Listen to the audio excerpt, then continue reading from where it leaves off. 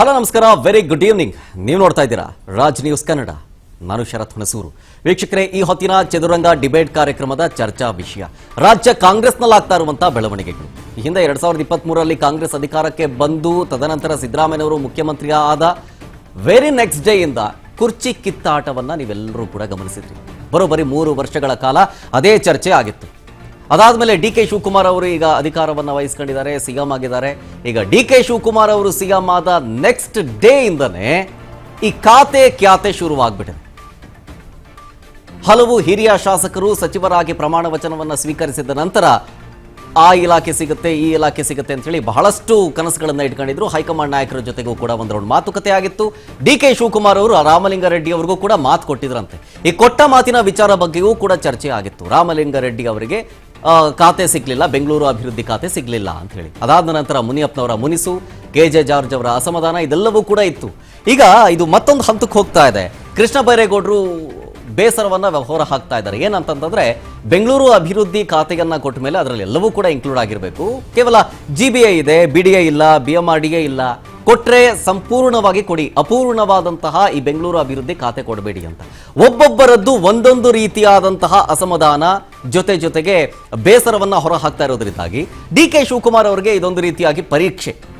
ಇನ್ನು ಉಳ್ಕೊಂಡಿರೋದು 2 ವರ್ಷದಲ್ಲಿ, ಅದರಲ್ಲಿ 1.5 ವರ್ಷ ಅಷ್ಟೇ ಅಧಿಕಾರವನ್ನ ಆಡಳಿತವನ್ನ ನಡೆಸೋದಕ್ಕಿರೋದು. ಅದಾದ್ಮೇಲೆ ಚುನಾವಣಾ ವರ್ಷ ಅಂತ ಬಂದ ಮೇಲೆ ಆ ಆಡಳಿತದ ಮೇಲೆ ಹೆಚ್ಚು ಗಮನ ಹರಿಸೋದಕ್ಕಾಗಲ್ಲ. ಯಾಕೆಂತಂದ್ರೆ 2028ರ ಎಲೆಕ್ಷನ್ ಮೇಲೆ ಕಾನ್ಸಂಟ್ರೇಟ್ ಮಾಡ್ತಾರೆ ಅಂತ. ಬಟ್ ಈಗಿರೋದು ಚರ್ಚಾ ವಿಷಯ ಬಂದು ಡಿ ಕೆ ಶಿವಕುಮಾರ್ ಅವರ ಮುಂದಿನ ಹಾದಿ ಕಲ್ಲು ಮುಳ್ಳಿನ ಹಾದಿ ಅಂತ ಹೇಳಿ ವಿಶ್ಲೇಷಣೆಯನ್ನ ಕೂಡ ಮಾಡಲಾಗಿತ್ತು. ಅದೇ ಈಗ ಆಗ್ತಾ ಇದೆ ನೋಡಿ. ಒಂದ್ ಕಡೆ ನಾಳೆ ಸಿಎಂ ಡಿ ಕೆ ಶಿವಕುಮಾರ್ ಅವರು ಡೆಲ್ಲಿ ಪ್ರವಾಸವನ್ನ ಕೈಗೊಂಡಿರೋ ಹಿನ್ನೆಲೆಯಲ್ಲಿ ಈ ಕಡೆ ಸಚಿವಾಕಾಂಕ್ಷಿಗಳು, 2ನೇ ಪಟ್ಟಿಯ ಸಚಿವಾಕಾಂಕ್ಷಿಗಳಲ್ಲಿ ತಳಮಳ ಶುರುವಾಗಿದೆ. ಲಾಬಿ ಕೂಡ ಶುರುವಾಗ್ತಾ ಇದೆ, ಲೆಕ್ಕಾಚಾರಗಳು ಶುರುವಾಗ್ತಾ ಇದೆ 2ನೇ ಪಟ್ಟಿಯದ್ದು. ಇನ್ನ ಮೊದಲ ಪಟ್ಟಿಯದ್ದೇ ಅಸಮಾಧಾನದ ಹೊಗೆ ಆಡ್ತಾ ಇದೆ. ಇನ್ನು 2ನೇ ಪಟ್ಟಿಗೆ ಬಂತು ಅಂತಂದ್ರೆ ಇನ್ನೇನೇನು ನೋಡೋಕೆ ಸಿಗುತ್ತೋ ಗೊತ್ತಿಲ್ಲ. ಬಟ್ ಓವರ್ ಆಲ್ ಆಗಿ ಹೇಳ್ಬೇಕಂದ್ರೆ ಡಿ ಕೆ ಶಿವಕುಮಾರ್ ಅವ್ರಿಗೆ ಮಾತ್ರ ಇದು ಸತ್ವ ಪರೀಕ್ಷೆಯೇ ಸರಿ. ಇದೇ ಈ ಹೊತ್ತಿನ ಚರ್ಚಾ ವಿಷಯ, ಡಿ ಕೆಗೆ ಸತ್ವ ಪರೀಕ್ಷೆ. ನೋಡಿ, ಸಂಪುಟ ಸರ್ಕಸ್ ಬಗ್ಗೆ ಮಾತಾಡ್ತಾ ಇದ್ದೆ. ಆಕಾಂಕ್ಷಿಗಳು ಭಾರಿ ಲಾಬಿ ಮಾಡ್ತಾ ಇದ್ದಾರೆ. ಡಿ ಕೆ ಶಿವಕುಮಾರ್ ಅವರಿಗೆ ಟೆನ್ಷನ್ ಆಬ್ವಿಯಸ್ಲಿ ಶುರುವಾಗಿದೆ. ಕ್ಯಾಬಿನೆಟ್ ಮೇಲೆ ಸಿಎಂಗೆ ಕಂಟ್ರೋಲ್ ಇಲ್ವಾ ಅನ್ನುವಂಥ ಪ್ರಶ್ನೆಯೂ ಕೂಡ ಕಾಡ್ತಾ ಇದೆ. ಎಲ್ಲರೂ ಬೆಂಗಳೂರು ಮೇಲೆ ಕಣ್ಣಾಗ್ತಾ ಇರೋದು ಯಾಕೆ? ಎಲ್ಲರೂ ಬೆಂಗಳೂರು ಅಭಿವೃದ್ಧಿ ಖಾತೆ ಬೇಕು ಅಂತಾರೆ, ಕೊಟ್ರೆ ಫುಲ್ ಕೊಡಿ ಅಂತಾರೆ. ಈಗ ಕೃಷ್ಣ ಬೈರೇಗೌಡರು ರೆಬಲ್ ಆಗಿದ್ದಾರೆ. ಕಾರಣ BDA ಮತ್ತು BMRDA ಇಲ್ಲ ಅಂತ. ಖಾತೆ ಹಂಚಿಕೆ ವಿಚಾರದಲ್ಲಿ ಯಾರ ನಿರ್ಧಾರ ಫೈನಲ್ ಆಗುತ್ತೆ ಅದು ಕೂಡ ಪ್ರಶ್ನೆ. ಒಕ್ಕಲಿಗ ಲಿಂಗಾಯತರು ಲಾಬಿ ಮಾಡ್ತಿದ್ದಾರೆ. ಸಂಪುಟ ರಚನೆಯೇ ಸವಾಲಾಗ್ಬಿಟ್ಟಿದೆ. ಪಟ್ಟಾಭಿಷೇಕದ ಬಳಿಕ ಟ್ರಬಲ್ ಶೂಟರ್ಗೆ ಟ್ರಬಲ್ ಶುರುವಾಗಿದೆ. ಇದು ಸ್ಟಾರ್ಟಿಂಗ್ ಟ್ರಬಲ್ ಅಂತ ಅನ್ಕೊಂಡಿದ್ರೆ ಇದು ಫುಲ್ ಟೈಮ್ ಟ್ರಬಲ್. ಇದು ಸದ್ಯಕ್ಕೆ ಸರ್ಕಾರ ಅಂತೂ ಸೇಫು, ಬಟ್ ಗೊಂದಲಗಳಂತೂ ಕಂಟಿನ್ಯೂ ಆಗೇ ಇರುತ್ತೆ. ಡಿ ಕೆ ಶಿವಕುಮಾರ್ ಅವರಿಗೆ 2028ರ ಸವಾಲಿದೆ. ವಿಪಕ್ಷಗಳಿಂದ ಗೇಮ್ ಪ್ಲಾನ್ ಕೂಡ ಶುರುವಾಗಿದೆ. ಕೈಪಡೆಯ ಪರಿಸ್ಥಿತಿಯ ಲಾಭ ಪಡಿಬೇಕು ಅನ್ನೋ ರೀತಿಯಲ್ಲಿ ರಣತಂತ್ರವನ್ನು ರೂಪಿಸೋದಕ್ಕೂ ಮುಂದಾಗ್ತಾ ಇದೆ. ಪರಿಸ್ಥಿತಿಯ ಲಾಭ ಏನೂ ಮಾಡಲಿಲ್ಲ ಅಂದ್ರೂ ಸಾಕು, ಅದೇ ಲಾಭ. ಕಾಂಗ್ರೆಸ್ನ ಒಳಗಿನ ಕಚ್ಚಾಟಗಳು ವಿಪಕ್ಷಗಳಿಗೆ ಅದು ಆಹಾರ ಆಗುತ್ತೆ. ಜೊತೆಗೆ ಅದನ್ನ ಎನ್ಕ್ಯಾಶ್ ಮಾಡಿಕೊಂಡು ಅದನ್ನ ಮುಂದಿನ ಎಲೆಕ್ಷನ್ ನಲ್ಲಿ ಯೂಸ್ಫುಲ್ ಆಗುತ್ತೆ, ಅದನ್ನ ಬಳಸ್ಕೊಳ್ಬಹುದು ಅನ್ನೋ ನಿಟ್ಟಿನಲ್ಲಿ. ಬಟ್ ಓವರ್ ಆಲ್ ಆಗಿ ವಿಚಾರ ಬಂದು ಡಿ ಕೆ ಶಿವಕುಮಾರ್ ಅವರ ಸಂಪುಟದಲ್ಲಿ ಇಷ್ಟೊಂದೆಲ್ಲ ಗೊಂದಲಗಳು, ಅಸಮಾಧಾನಗಳು ಹೊರ ಹಾಕ್ತಾ ಇದ್ದಾರೆ ಅಂತಂದ್ರೆ ಇಲ್ಲಿ ಯಾರ ನಿರ್ಧಾರ ಫೈನಲ್ ಆಗುತ್ತೆ ಸಂಪುಟ ವಿಚಾರಕ್ಕೆ ಸಂಬಂಧಪಟ್ಟಂತೆ? ಜೊತೆಗೆ ಡಿ ಕೆ ಶಿವಕುಮಾರ್ ಅವರಿಗೆ ಕಂಟ್ರೋಲ್ ಇಲ್ವಾ ಈ ವಿಚಾರದಲ್ಲಿ ಸಂಪುಟದಲ್ಲಿ? ಇದೇ ಈ ಹೊತ್ತಿನ ಚರ್ಚಾ ವಿಷಯ. ಈ ಒಂದು ಚರ್ಚಾ ವಿಷಯದಲ್ಲಿ ಭಾಗಿಯಾಗಿದ್ದಾರೆ ಬಿಜೆಪಿ ವಕ್ತಾರರಾಗಿ ಉತ್ಕರ್ಷ್ ಅವರು ಜನ ಆಗಿದ್ದಾರೆ. ಸರ್, ಕಾರ್ಯಕ್ರಮಕ್ಕೆ ಸ್ವಾಗತ. ಹಾಗೆ ರಾಜಕೀಯ ವಿಶ್ಲೇಷಕರಾದಂಥ ಸಿದ್ದರಾಜ್ ಅವರು ಕೂಡ ಜನ ಆಗಿದ್ದಾರೆ. ಸರ್, ಕಾರ್ಯಕ್ರಮಕ್ಕೆ ಸ್ವಾಗತ. ಉತ್ಕರ್ಷ್ ಅವರೇ, ಇದನ್ನ ಯಾವ ರೀತಿ ನೋಡ್ತೀರಿ? ಯಾಕಂದ್ರೆ ನಾನು ಹೇಳ್ತಾ ಇದ್ದೆ ಸ್ಟಾರ್ಟಿಂಗ್ನಲ್ಲೇ, ಒಂದು ಕಡೆ ಸಿದ್ದರಾಮಯ್ಯನವರು ಅಧಿಕಾರ ವಹಿಸಿಕೊಂಡಾಗ ಈ ಟರ್ಮ್ನಲ್ಲಿ ಮೊದಲ ದಿನದಲ್ಲೂ ಕುರ್ಚಿಯ ಕಿತ್ತಾಟವೇ ಸಿಕ್ಕಾಪಟ್ಟೆ ಇತ್ತು. ಅದು ಮುಗೀತು ಅನ್ನೋಷ್ಟರೊಳಗೆ ಡಿ ಕೆ ಶಿವಕುಮಾರ್ ಅವರು ಅಧಿಕಾರ ವಹಿಸ್ಕೊಂಡ ನೆಕ್ಸ್ಟ್ ಡೇ ಇಂದ ಈ ಖ್ಯಾತೆ ಶುರುವಾಗ್ಬಿಟ್ಟಿದೆ.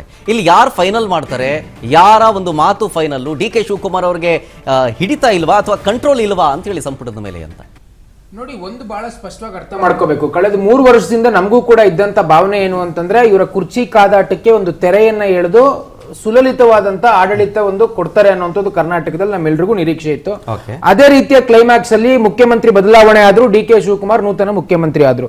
ಸರಿ, ಈಗಲಾದ್ರೂ ಪರಿಸ್ಥಿತಿ ಸರಿ ಹೋಗುತ್ತೆ, ರಾಜ್ಯ ಜನರಿಗೆ ಅಭಿವೃದ್ಧಿ ಕೆಲಸಗಳನ್ನ ಅಭಿವೃದ್ಧಿ ಕಾರ್ಯಗಳನ್ನ ಮಹತ್ವವನ್ನು ಕೊಟ್ಟು ಮುಂದಕ್ಕೆ ತಗೊಂಡು ಹೋಗ್ತಾರೆ ಎನ್ನುವಂತ ಅಪೇಕ್ಷೆ ನಮಗೂ ಕೂಡ ಇತ್ತು. ಆದ್ರೆ ದುರ್ದೈವದ ಸಂಗತಿ ಮೊದಲನೇ ಹಂತದಲ್ಲೇ ಸರ್ಕಾರ ಸಂಪೂರ್ಣವಾಗಿ ಎಡವಿರ್ತಕ್ಕಂಥದ್ದು.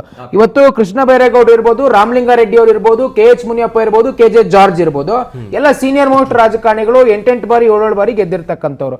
ಯಾರಿಗೂ ಕೂಡ ಇವತ್ತು ದುರ್ದೈವದ ಸಂಗತಿ ಏನಂತಂದ್ರೆ, none of the Congress ministers in the cabinet they want to work for the people of Karnataka. ಯಾರಿಗೂ ಜನಪರವಾಗಿ ಕೆಲಸ ಮಾಡ್ಬೇಕೆನ್ನುವಂತ ಬದ್ಧತೆನೇ ಇಲ್ಲ. ನನಗೆ ಈ ಖಾತೆ ಬೇಕು, ಆ ಖಾತೆ ಬೇಕೆನ್ನುವಂತ ಯೋಚನೆಯಲ್ಲೇ ಇವತ್ತಿಗೂ ಇದಾರೆ. ಇವತ್ತಿಗೂ ಕೃಷ್ಣ ಬೈರೇಗೌಡರು ಬೆಂಗಳೂರಿನಲ್ಲಿ ಗುಂಡಿ ಮುಚ್ಚಕ್ ಆಗ್ತಾ ಇಲ್ಲ, ಕಸದ ಸಮಸ್ಯೆ ಇರ್ತಕ್ಕಂಥದ್ದು, ಮಳೆಯ ಸಮಸ್ಯೆ ಇರ್ತಕ್ಕಂಥದ್ದು, ರಸ್ತೆ ಅನೇಕ ಸಮಸ್ಯೆಗಳು. ಇವತ್ತು ನಿಮ್ಮ ಮಾಧ್ಯಮದ ಮುಂದೆ ಇರ್ತಕ್ಕಂಥ ರಸ್ತೆಗಳಲ್ಲೂ ಗುಂಡಿಗಳು ಇರ್ತಕ್ಕಂಥದ್ದು. ಇಷ್ಟೆಲ್ಲ ಸಮಸ್ಯೆಗಳಿದ್ರು ಕೂಡ ಅದ್ರ ಬಗ್ಗೆ ಯೋಚನೆ ಮಾಡಿದೆ. ನನಗೆ BDA ಬೇಕು, ನನಗೆ BMRDA ಬೇಕು. ಯಾಕೆ? ಅಲ್ಲಿ ರುಚಿ ಇದೆಯಾ? ಸಕ್ಕರೆ ಇದ್ ಕಡೆ ತಾನೆ ನೊಣಗಳು ಇರ್ತಕ್ಕಂಥದ್ದು. ಹಾಗಾಗಿ ನೋಡಿ, ಕಾಂಗ್ರೆಸ್ ಸಚಿವರಿಗೆ ಅಲ್ಲಲ್ಲ, ಕಾಂಗ್ರೆಸ್ ಸಚಿವರಿಗೆ they have got the taste of money, ದುಡ್ಡಿನ ರುಚಿ ಅವ್ರು ನೋಡ್ಬಿಟ್ಟಿದ್ದಾರೆ ಕಳೆದ 3 ವರ್ಷದಿಂದ. ಹಾಗಾಗಿ ಕೆಲಸ ಮಾಡ್ಬೇಕೆನ್ನುವಂತ ಬದ್ಧತೆ ಯಾರಿಗೂ ಇಲ್ಲ. ಸೊ ಹಾಗಾಗಿ ಬಹಳ ಸ್ಪಷ್ಟವಾಗಿ ಹೇಳ್ತೀನಿ, ಇನ್ನೊಂದು ಇರ್ತಕ್ಕಂಥ 2 ವರ್ಷದಲ್ಲಿ 1 ವರ್ಷ ಅಡ್ಮಿನಿಸ್ಟ್ರೇಷನ್ ನಡೆಸಬಹುದು. ಬಹಳ ಸ್ಪಷ್ಟವಾಗಿ ಈಗಲೇ ಕೋಆರ್ಡಿನೇಷನ್ ಇಲ್ಲ. ಮುಖ್ಯಮಂತ್ರಿಗಳ ಮಾತನ್ನು ಕೇಳಲಿಕ್ಕೆ ಸಚಿವರು ತಯಾರಿಲ್ಲ. ಇನ್ ಸಚಿವರ ಮಾತು ಕೇಳಲಿಕ್ಕೆ ಮುಖ್ಯಮಂತ್ರಿಗಳು, ಈಗಿನ ಮುಖ್ಯಮಂತ್ರಿಗಳು ಅವರ ಆಟಿಟ್ಯೂಡ್, ಅವರ ವಾತಾವರಣ ನೋಡಿದ್ರೆ ಖಂಡಿತವಾಗ್ಲೂ ಅವ್ರು ಯಾರ ಮಾತು ಕೇಳೋ ಅಂತ ವ್ಯಕ್ತಿ ಅಲ್ಲ. ಇದು ಪರಿಣಾಮ ಬೀರ್ತಕ್ಕಂಥದ್ದು ಯಾರ ಮೇಲೆ ಅಂತಂದ್ರೆ ಜನಸಾಮಾನ್ಯರ ಮೇಲೆ. ನಮ್ಮ ಪ್ರಶ್ನೆ ಇರ್ತಕ್ಕಂಥದ್ದು ಅದೇ, ನೀವು ನಿಮ್ಮ ಸಹವಾಸ ಬಿಡ್ರಿ, ನೀವು ಕಿತ್ತಾಡ್ಕೊಂಡು ಒದ್ದಾಡ್ತಾ ಇದ್ದೀರಾ. ಜನಸಾಮಾನ್ಯರ ಮೇಲೆ ಇವತ್ತು ಪರಿಣಾಮ ಬೀರ್ತಾ ಇದೆ. ಅನೇಕ ರೀತಿಯ ಸಮಸ್ಯೆಗಳು ಇವತ್ತು ಸರ್ಕಾರ ಇಲ್ಲಿ ನೋಡಿದ್ರೆ ಮುಖ್ಯಮಂತ್ರಿಗಳು ಅವ್ರ ರೋಡ್ ಶೋಗಳು ಮಾಡ್ಕೊಂಡು ಅವ್ರ ಬ್ರ್ಯಾಂಡ್ ಅನ್ನು ಬೆಳೆಸ್ಕೊಂಡು ಕನಕಪುರದ ಕಿಂಗು ಮತ್ತೊಂದು ಬ್ಯಾನರ್ಗಳು ಹಾಕ್ಸ್ಕೊಂಡ್ರಿ. ಸ್ವಾಮಿ, ಮಳೆಯ ಪರಿಸ್ಥಿತಿಯಲ್ಲಿ ಬೆಳಗಾವಿಲಿ ಮಳೆ ಬಿದ್ದು ಅನೇಕ ಮನೆಗಳು ಅನಾಹುತಕ್ಕೀಡಾಗಿರ್ತಕ್ಕಂಥದ್ದು. ನೀವು ಬರೀ ಕನಕಪುರಕ್ಕಷ್ಟೇ ಮುಖ್ಯಮಂತ್ರಿಗಳು ಸ್ವಲ್ಪ ಆಚೆ ಬರಬೇಕು. DK ಶಿವಕುಮಾರ್ ಅವರು ಕಲ್ಯಾಣ ಕರ್ನಾಟಕ, ಮಧ್ಯ ಕರ್ನಾಟಕ, ಮಲೆನಾಡು ಅನೇಕ ಭಾಗಕ್ಕೆ ಹೋಗ್ಬೇಕಾಗಿದೆ. ಏನ್ ಮಾಡ್ತಾರೆ? ಸರಿಯಾಗಿ ಖಾತೆಗಳ ಹಂಚಿಕೆ ಆಗ್ಲಿಲ್ಲ. ಇಲ್ಲಿ ಮಂತ್ರಿಗಳು ನೋಡಿದ್ರೆ ಒಬ್ಬೊಬ್ರು ಖ್ಯಾತೆಯನ್ನ ತೆಕ್ಕೊಂಡು ನನ್ಗೆ ಇದೇ ಖಾತೆ ಬೇಕು ಅಂತ ಅನೇಕ ರೀತಿಯ ಸಮಸ್ಯೆಗಳನ್ನ ಮಾಡ್ತಾ ಇದ್ದಾರೆ. ಇಷ್ಟೆಲ್ಲ ಇದ್ದಾಗ ಗೊತ್ತಿಲ್ಲ ಎಷ್ಟರ ಮಟ್ಟಿಗೆ ಹೋಗುತ್ತೆ ಅನ್ನೋದು. ಆದ್ರೆ ಬಹಳ ಸ್ಪಷ್ಟವಾಗಿ ಹೇಳ್ತೀನಿ, ರಾಜ್ಯದ ಜನ ನೋಡ್ತಾ ಇರ್ತಕ್ಕಂಥವ್ರು ಯಾವುದೇ ಕಾರಣ ಏನು ಕಳೆದ 3 ವರ್ಷದಿಂದ ಅಭಿವೃದ್ಧಿ ಶೂನ್ಯ ಅನ್ನುವಂಥದ್ದು ಕಾಂಗ್ರೆಸ್ ಸರ್ಕಾರದಲ್ಲಿ ಇತ್ತು. ಇನ್ನು ಉಳಿದಿರೋ 2 ವರ್ಷದಲ್ಲೂ DK ಶಿವಕುಮಾರ್ ಅದನ್ನ ಉನ್ನತ ಸ್ಥಾನಕ್ಕೆ ತಗೊಂಡು ಹೋಗ್ತಾರೆ.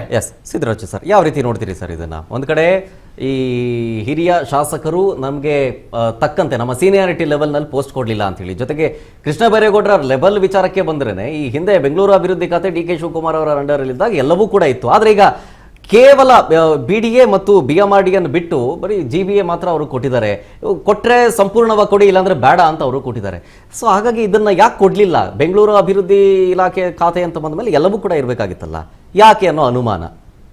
ಮೊದಲಿಗೆ ಏನಂದ್ರೆ, ಈ ಕ್ರೈಸಿಸ್ ಆಫ್ ಕಾನ್ಫಿಡೆನ್ಸ್ ಅಂತ ಇದೆಯಲ್ಲ, ವಿಶ್ವಾಸದ ಕೊರತೆ ಒಂದು ಮಂತ್ರಿಮಂಡಲದಲ್ಲಿ ಶುರು ಆದರೆ ಏನೆಲ್ಲ ನಡೀಬೋದು ಅನ್ನೋದಕ್ಕೆ ಇದೊಂದು ಉದಾಹರಣೆ.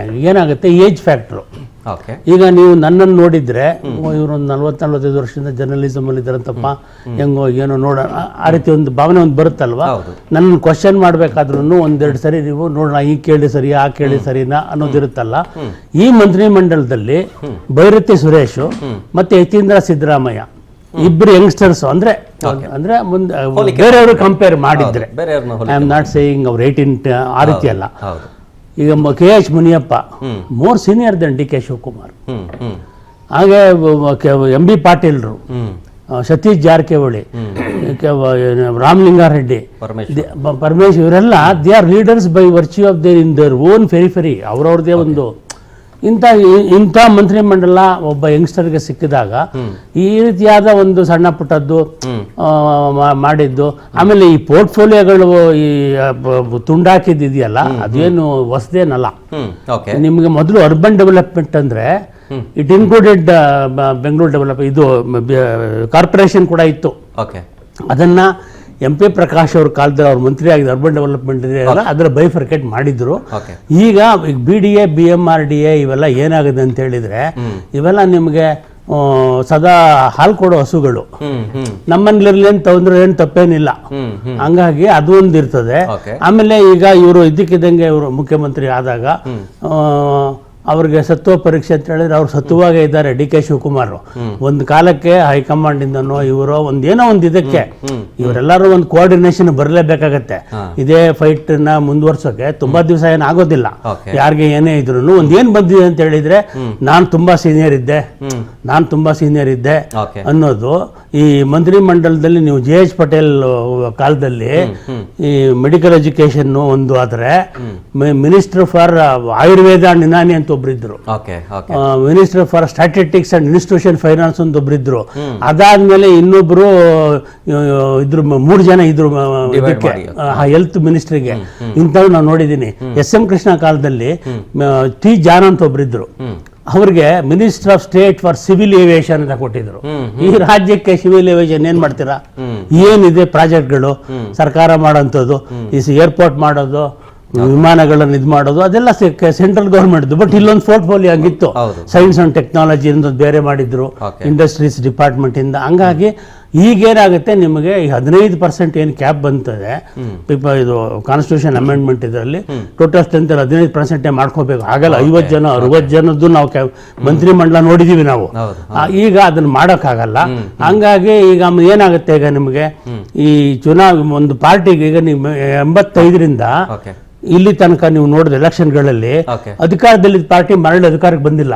ಎಲ್ರಿಗೂ ಆಸೆ ಇರುತ್ತೆ ಈಗ ಹೆಂಗಾರು ಮಾಡಿ ಟರ್ಮ್ ದಲ್ಲಿ ಮಂತ್ರಿ ಆಗ್ಬೇಕು ಅಂತ ಹೇಳಿ. ಹಂಗಾಗಿ ನಡೆಯುತ್ತೆ. ಬಟ್ ಸ್ವಲ್ಪ ದಿನ ಇರುತ್ತೆ, ಆಮೇಲೆ ಐ ಥಿಂಕ್ ಸೆಟ್ಲ್ ಆಗ್ತಾರೆ ಅಂತ ಅನ್ಕೊಂಡಿದ್ದೀನಿ. ಇದ್ರ ಬಗ್ಗೆ ಮಾತಾಡೋದಕ್ಕೆ ಕಾಂಗ್ರೆಸ್ನ ವಕ್ತಾರರಾದಂತಹ ಪುಷ್ಪಾ ಮಂಜುನಾಥ್ ಅವರು ಚೆನ್ನಾಗಿದ್ದಾರೆ. ಮೇಡಮ್, ಕಾರ್ಯಕ್ರಮಕ್ಕೆ ಸ್ವಾಗತ. ಎಲ್ಲವೂ ಸರಿಯಾಗುತ್ತೆ ಅಂತ ಎಲ್ಲ ಅನ್ಕೊಂಡಿದ್ರು. ಬಟ್ ಡಿ ಕೆ ಶಿವಕುಮಾರ್ ಅವರ ಅಧಿಕಾರ ವಹಿಸ್ಕೊಂಡ ವೆರಿ ನೆಕ್ಸ್ಟ್ ಡೇ ಇಂದನೇ ಈ ಖಾತೆ ಶುರುವಾಗ್ಬಿಟ್ಟಿತ್ತು. ಓಕೆ, ಎಲ್ಲವೂ ಸಮಾಧಾನ ಆಯ್ತು ಅಂತ ಹೇಳಿ ಇನ್ಕ್ಲೂಡಿಂಗ್ ಸುರ್ಜೇವಾಲಾ ಅವರು ಕೂಡ ಹೇಳಿದ್ರು. ಅದೆಲ್ಲವೂ ಕೂಡ ಏನಿಲ್ಲ, ಸಣ್ಣ ಪುಟ್ಟ ಗೊಂದಲ ಅಷ್ಟೇ, ಅದನ್ನೂ ಒಂದೇನು ದೊಡ್ಡ ವಿಚಾರ ಮಾಡೋದಿಲ್ಲ ಅಂತ ಹೇಳಿದ್ರು. ಬಟ್ ಒಬ್ಬೊಬ್ಬರಾಗೆ ತಮ್ಮ ಅಸಮಾಧಾನ ಹೊರಹಾಕ್ತಾ ಇರೋದು. ಈಗ ಕೃಷ್ಣ ಬೈರೇಗೌಡರು ಅವರು ಈಗ ಬೆಂಗಳೂರು ಅಭಿವೃದ್ಧಿ ಖಾತೆ ಕೊಡಿ ಅಂತಂದ್ರೆ ಅಪೂರ್ಣವಾಗಿದೆ, ಬರೀ ಈ ಬಿಡಿಗೆ BMRDಗೆ ಬಿಟ್ಟು ಕೊಟ್ಟಿದ್ದಾರೆ ಅನ್ನೋದು ಅಸಮಾಧಾನ. ಹೈಕಮಾಂಡ್ ಮಟ್ಟದಲ್ಲಿ ಲಾಬಿ ಮಾಡೋದಕ್ಕೆ KH ಮುನಿಯಪ್ಪನವರು ರಾಹುಲ್ ಗಾಂಧಿ ಅವರನ್ನ ಭೇಟಿ ಮಾಡಿದ್ರು ಏರ್ಪೋರ್ಟ್ ನಲ್ಲಿ.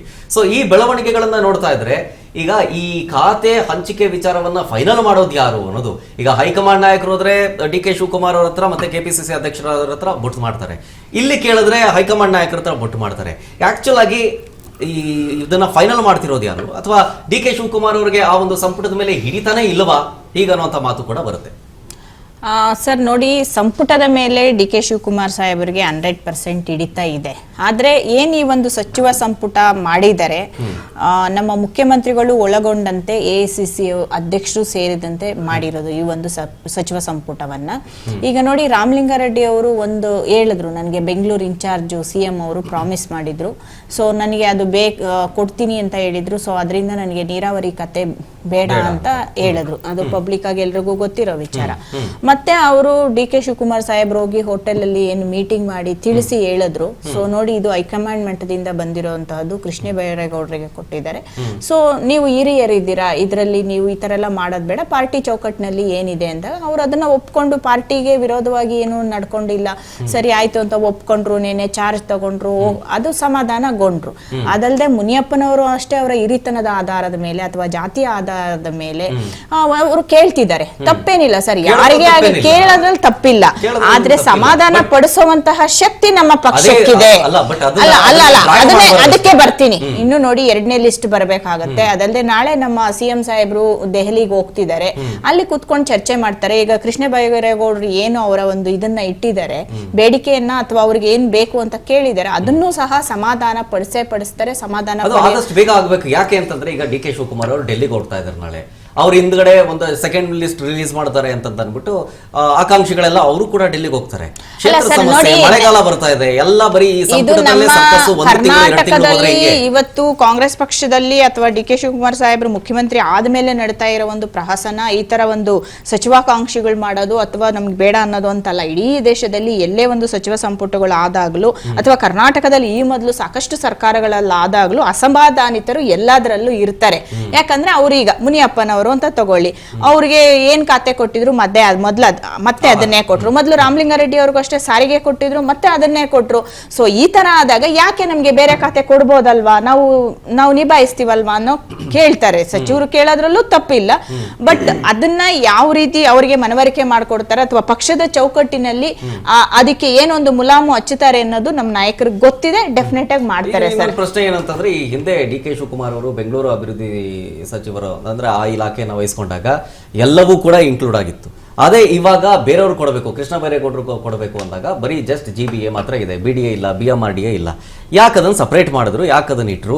ಆಮೇಲೆ ಈ ಬೆಂಗಳೂರು ಅಭಿವೃದ್ಧಿ ಖಾತೆ ಮೇಲೆನೆ ಎಲ್ಲರ ಕಣ್ಣಿದೆ ಆಲ್ಮೋಸ್ಟ್. ಯಾಕೆ ಅದೇ ಬೇಕು ಅಂತ ಹೇಳಿ, ಅದೇ ಇಲಾಖೆನೇ ಬೇಕು ಅಂತ ಯಾಕೆ? ಕೆಲಸ ಅಲ್ವಾ, ಯಾವುದೇ ಇಲಾಖೆ ಆದ್ರೂ ಕೆಲಸ ಮಾಡ್ಬೇಕಲ್ವಾ? ಜನರಿಗೋಸ್ಕರ ನಾವು ಕೆಲಸ ಮಾಡೋದು ಅಂತ ನೀವೇ ಹೇಳಿದಿರಿ.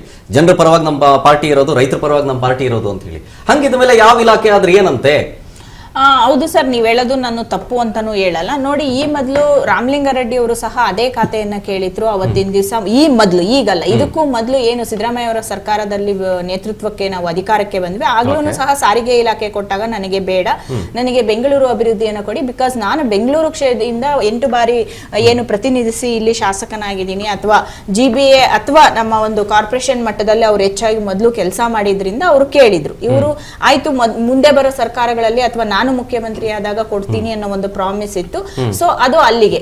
ಈಗ ಕೃಷ್ಣಗೌಡ ಬೈರೇಗೌಡರು ಸಾಹೇಬ್ರು ಏನ್ ಹೇಳ್ತಿದ್ದಾರೆ, ನನಗೆ ಈ ಒಂದು BD ಅಥವಾ BMRDA ಕೊಡಿ ಅಂತ ಏನ್ ಕೇಳ್ತಿದ್ದಾರೆ, ಅವರು ಕೇಳೋದ್ರಲ್ಲಿ ತಪ್ಪಿಲ್ಲ. ಆದ್ರೆ ಡಿ.ಕೆ. ಶಿವಕುಮಾರ್ ಸಾಹೇಬರು DCM ಆದಾಗ್ಲಿಂದ ಬೆಂಗಳೂರಿನ ಬಗ್ಗೆ ಒಂದು ಕನಸನ್ನ ಇಟ್ಕೊಂಡಿದ್ದಾರೆ. ಅವರು ಪ್ರತಿ ಬಾರಿ ಹೇಳ್ತಾ ಬರ್ತಿದ್ದಾರೆ, ನನಗೆ ಕೆಲವು ಕನಸುಗಳಿದೆ, ಈ ಬೆಂಗಳೂರನ್ನ ನಾನು ಈ ರೀತಿ ರೂಪಿಸಬೇಕು. SM ಕೃಷ್ಣ ಸಾಹೇಬ್ರ ಕಾಲದಲ್ಲಿ ಯಾವ ರೀತಿ ಒಂದು ವಿಶ್ವ ಮಟ್ಟದಲ್ಲಿ ಒಂದು ರೀತಿ ಬೆಂಗಳೂರು ಹೆಸರು ಮಾಡ್ತು, ಅದೇ ರೀತಿಯಲ್ಲಿ ನಾನು ಒಂದು ಸಾಕ್ಷಿ ಗುಡ್ಡೆಯನ್ನ ಇಲ್ಲಿ ಬಿಟ್ಟು ಹೋಗ್ಬೇಕು, ಏನಾದ್ರೂ ಒಂದು ಬೆಂಗಳೂರಿಗೆ ಮಾಡಬೇಕು ಅನ್ನೋ ಕನಸನ್ನ ಅವರು ವೈಯಕ್ತಿಕವಾಗಿ ಒತ್ತಿರೋದ್ರಿಂದ ಬೆಂಗಳೂರಿನಲ್ಲಿ ಕೆಲವೊಂದು ಖಾತೆಗಳನ್ನ ಅವ್ರು ಇಟ್ಕೊಂಡಿದ್ದಾರೆ ಅನ್ನೋದು ನನ್ನ ಅಭಿಪ್ರಾಯ ಸರ್.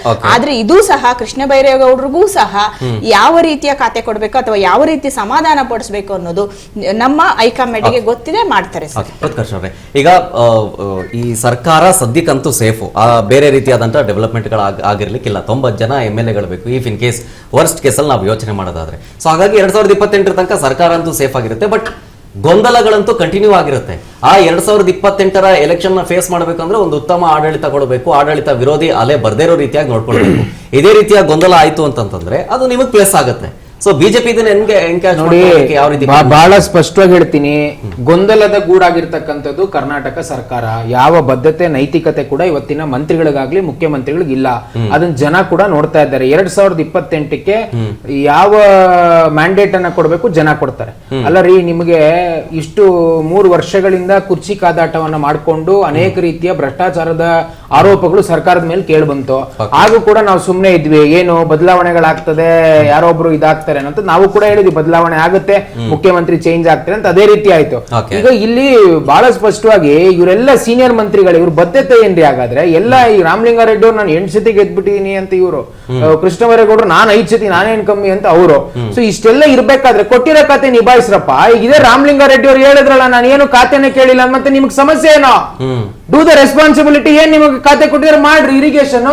ಇದೇ ರಾಮಲಿಂಗಾರೆಡ್ಡಿ ಅವ್ರ ತನ ಹೇಳಿದ್ ನಾನು ಖಾತೆ ಕೇಳಿಲ್ಲ ಅಂತ, ನನಗೆ ಯಾವ್ದು ಕೊಟ್ರು ಓಕೆ ನಿಭಾಯಿಸಿ. ಮತ್ತೆ ನಿಮಗ್ ಬೆಂಗಳೂರು ಡಿ.ಕೆ. ಶಿವಕುಮಾರ್ ಅವರು, ಡಿ.ಕೆ. ಸುರೇಶ್ ಅವರೇ ಬಂದ್ರು, ಅವರೇ ಹೇಳಿದ್ರು ಅದು ನೋಡಿ, ಅವ್ರ ಇಂಟರ್ನಲ್ ನಮ್ಗೆ ಅದು ಅವಶ್ಯಕತೆ ಇಲ್ಲ. ನಮಗೆ ರಾಮಲಿಂಗಾರೆಡ್ಡಿ ಅವ್ರ ಕತೆ ಕಟ್ಕೊಂಡು ಏನಾಗ್ಬೇಕಾಗಿಲ್ಲ. ಕೃಷ್ಣ ಬೈರೇಗೌಡನು ಇನ್ನೊಬ್ಬ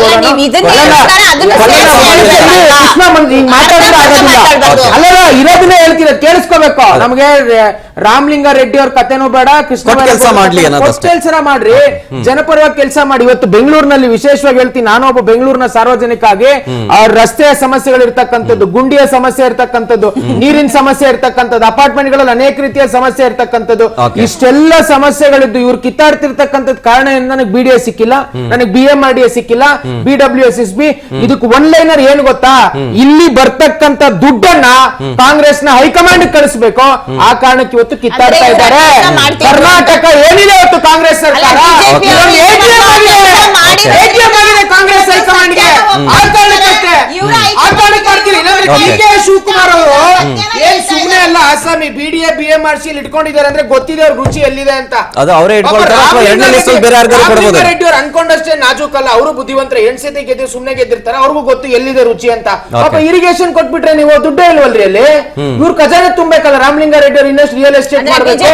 ಬೆಂಗಳೂರು, ಈ ಬೆಂಗಳೂರು ಇವತ್ತು ಏನಾದ್ರೂ ಗಾರ್ಬೇಜ್ ಸಿಟಿ ಅಂತ ಹೆಸರುವಾಸಿ ಆಯ್ತು ಒಂದ್ ಕಾಲಗಣ ರಾಮಲಿಂಗಾರೆಡ್ಡಿ ಅವರೇ ಕಾರಣ. ಆಂಧ್ರದಿಂದ ಕೆಲವರೆಲ್ಲ ಕಾಂಟ್ರಾಕ್ಟ್ ಕರ್ಕೊಂಡ್ಬಂದು ಟೆಂಡರ್ಗಳನ್ನು ಕೊಟ್ಟು ಏನ್ ಬಹಳ ನೋಡ್ತೀವಿ ಅದು ಏನೇನ್ ಮಾಡ್ತಾರೆ. ಕೋಲಾರಲ್ಲಿ ಲ್ಯಾಂಡ್ ಗಳನ್ನ ಗ್ರಾಪ್ ಮಾಡಿದ್ದಾಯ್ತು, ಇನ್ನು ಬೆಂಗಳೂರಲ್ಲಿ ಅವ್ರ ತಮ್ಮನನ್ನ ಬಿಟ್ಟು ಒಂದಷ್ಟು ಭೂಮಿಯನ್ನ ಕಬ್ಜಾ ಮಾಡುವಂತ ಕೆಲಸ ಮಾಡ್ತಾರೆ. ಹಾಗಾಗಿ ಯಾವ ಈ ನಾಯಕರುಗಳಿಗೂ ಏನ್ 8 ಸತಿ ಗೆದ್ದೀನ್ 10 ಸತಿ ಗೆದ್ದೀನ್ ಅಂತ ಅವೇಶವಾಗಿ ಮಾತಾಡ್ತಾರಲ್ವ, ನಾನ್ ಸೀನಿಯರ್ ಅಂತ. ಇವ್ರು ಯಾರಿಗೂ ಕೆಂಪೇಗೌಡರು ಕಟ್ಟದಂತ ಬೆಂಗಳೂರನ್ನ ಉದ್ಧಾರ ಮಾಡುವಂತ ಬದ್ಧತೆ ಇಲ್ಲ. ಇಟ್ ಮೇ ಬಿ ರಾಮಲಿಂಗಾರೆಡ್ಡಿ ಅವ್ರ it may be Krishna Byregowda. ಇದಕ್ಕೆ ಬಿಜೆಪಿ ವಿಷನ್ ಏನಾಗದ್ರೆ? ಬಿಜೆಪಿ ವಿಷನ್ ಬಹಳ ಸ್ಪಷ್ಟವಾಗಿ ಹೇಳಿದ್ವಿ. ಸರ್ಕಾರದ ಲೋಪದೋಷಗಳು ನೋಡ್ರಿ, ಮೂಡ ಹಗರಣ ನಾವು ಹೇಳಿದ್ವಿ, ವಾಲ್ಮೀಕಿ ಹಗರಣ ಹೇಳಿದ್ವಿ, ಬೋವಿ ಹಗರಣ ಹೇಳಿದ್ವಿ. ಎಲ್ಲಾ ವಿಚಾರದಲ್ಲೂ ನಾವು ಪಾದಯಾತ್ರೆಗಳನ್ನ ಮಾಡಿ ಸಮರ್ಥವಾಗಿ ಜನರ ಮುಂದೆ ಒಂದು ನರೇಟಿವ್ ಅನ್ನ ಸೃಷ್ಟಿ ಮಾಡಿದ್ವಿ. ಏನು, ಸರ್ಕಾರ ಸಂಪೂರ್ಣವಾಗಿ ಭ್ರಷ್ಟಾಚಾರದಿಂದ ತುಂಬಿ ತುಳುಕ್ತಾ ಇದೆ, ಸಂಪೂರ್ಣವಾಗಿ ಆಡಳಿತ ವ್ಯವಸ್ಥೆ ಕುಸಿತೋಗಿದೆ. ಈಗ ಇಲ್ಲಿ ಕುರ್ಚಿ ಕಾದಾಟದಲ್ಲೇ ಸಮಯವನ್ನ ವ್ಯರ್ಥ ಮಾಡ್ತಾರೆ, ಜನಕ್ಕೂ ಕೂಡ ಅರ್ಥ ಆಗಿದೆ. ಇವತ್ತು ಹೋಗ್ಲಿ, ಇವತ್ತು ಹೊಸ ಸರ್ಕಾರ ಅಂತ ಇವ್ರು ಏನು ಮೊನ್ನೆ ಬೆಂಗಳೂರು, ಇಡೀ ಬೆಂಗಳೂರೆಲ್ಲ ಬ್ಯಾನರ್ ಮೈ ಆಗಿತ್ತಲ್ವ ಡಿ.ಕೆ. ಶಿವಕುಮಾರ್ ಅವ್ರದ್ದು. ಏನಾದ್ರೂ ಸಮಸ್ಯೆ ಬಗೆಹರಿದ್ಯಾ ನೀವು ಹೇಳಿ ಸಂಪತ್ ಅವ್ರೆ? ಏನಾದ್ರೂ ಸಮಸ್ಯೆ ಬಗೆಹರಿದ್ಯಾ? ಯಾವ್ದು ಬಗೆಹರಿದಿಲ್ಲ ರೀ, ಅದೇ ಸಮಸ್ಯೆ ಇವತ್ತು ಆಗ್ತಿವ ಅಂತ. ಪಾಪ ಅಯ್ಯೋ ದುರ್ದೈವ ಅಂತಂದ್ರೆ ನೀವು ಪರಮೇಶ್ವರ್ ಅವ್ರದ್ದು ಹೇಳ್ಬೇಕು. ಕಣ್ಣೀರ್ ಹಾಕ್ಬಿಟ್ರಲ್ರಿ, ಸತ್ಯ ಬಿಟ್ರಲ್ಲ. ನಾನು ಗೆದ್ದಿದ್ರೆ ಸಿದ್ದರಾಮಯ್ಯನವ್ರು ಸಿಎಂ ಆಗ್ತಿರ್ಲಿಲ್ಲ ಅಂತ. ಪಾಪ ಅವ್ರು ಯಾರು ಸೋಲ್ಸಿದ್ರು ಅಂತ ಹೇಳಲಿಲ್ಲ ಪರಮೇಶ್ವರ್. ಅವರು ಬಹಳ ಬುದ್ಧಿವಂತರೆ, ಅದು ಒಪ್ಕೋಣ, ಇರ್ಲಿ ಪರವಾಗಿಲ್ಲ. ಸಿದ್ದರಾಮಯ್ಯ ಸರ್ ಗೊತ್ತಿರುತ್ತೆ. ಸಮಸ್ಯೆ ಇದ್ದಾಗ ಇನ್ ಜನಪರವಾಗಿ ಕೆಲಸ ಮಾಡ್ಲಿಕ್ಕೆ ಅಸಾಧ್ಯ. ಸಿದ್ದರಾಜು ಸರ್, ಈಗ ಇದೇ ಒಂದು ಟೆನ್ಷನ್ ಅಲ್ಲಿ, ಇದೇ ಗೊಂದಲದಲ್ಲಿ ಪರಿಷತ್ ಎಲೆಕ್ಷನ್ ಹೆಂಗ್ ಮಾಡ್ತಾರೆ, GB ಎಲೆಕ್ಷನ್ ಹೆಂಗ್ ಮಾಡ್ತಾರೆ, ಅದ್ರ ಮೇಲೆ ಯಾವ ರೀತಿ ಎಫೆಕ್ಟ್ ಬೀಳ್ಬೋದು ಅಂತ? ನಿಮಗೆ ಪರಿಷತ್ ಎಲೆಕ್ಷನ್ನಲ್ಲಿ ಅಂತ ಹೇಳಿದ್ರೆ ಈಕ್ವೇಷನ್ಸ್ ಏನಂತ ವಿರುದ್ಧವಾಗಿ ಯಾರಿಗೂ ಇಲ್ಲ. ಅಂದ್ರೆ ಕ್ರಾಸ್ ವೋಟಿಂಗ್ ಭಯ ಇದೆ ಅಂತ ಇಲ್ಲ, ಅಂಥದ್ದೇನು. ಕಾಂಗ್ರೆಸ್ನವ್ರಿಗೆ ಬೇಕಾಗಿರೋದೇನು, 4 ವೋಟ್ ಶಾರ್ಟೇಜ್ ಇದೆ. ಆ 4 ವೋಟ್ ಇದೆ ಅವ್ರಿಗೆ ಎಲ್ಲಾದ್ರೂ ಸಿಗುವಂಥದ್ದು. ಈ ಕ್ರಾಸ್ ವೋಟಿಗೆ ವಿನ್ಯಾಸ ಇವತ್ತಿಂದಲ್ಲ ಅದು. ಈ ಕಾಂಗ್ರೆಸ್ನಲ್ಲಿ ಒಬ್ರು ಇಕ್ಬಾಲ್ ಅಹಮದ್ ಸರಡ್ಗೇಂದ್ರ ಅವರು ಅಫಿಷಿಯಲ್ ಕ್ಯಾಂಡಿಡೇಟ್ನ ನಿಲ್ಲಿಸಿ ಅವರು ಸೋತಿದ್ರು. ವಿಜಯ್ ಮಲ್ಲಿ ಇಂಡಿಪೆಂಡೆಂಟ್ ಆಗಿ ನಿಂತು ರಾಜ್ಯಸಭೆಗೆ 52 ವೋಟ್ ತಗೊಂಡ್ರು, 40 ವೋಟ್ ಬಂದು 12 ವೋಟ್ ಜಾಸ್ತಿ ತಗೊಂಡು ಗೆದ್ದಂತ ನೋಡಿದ್ದೀವಿ.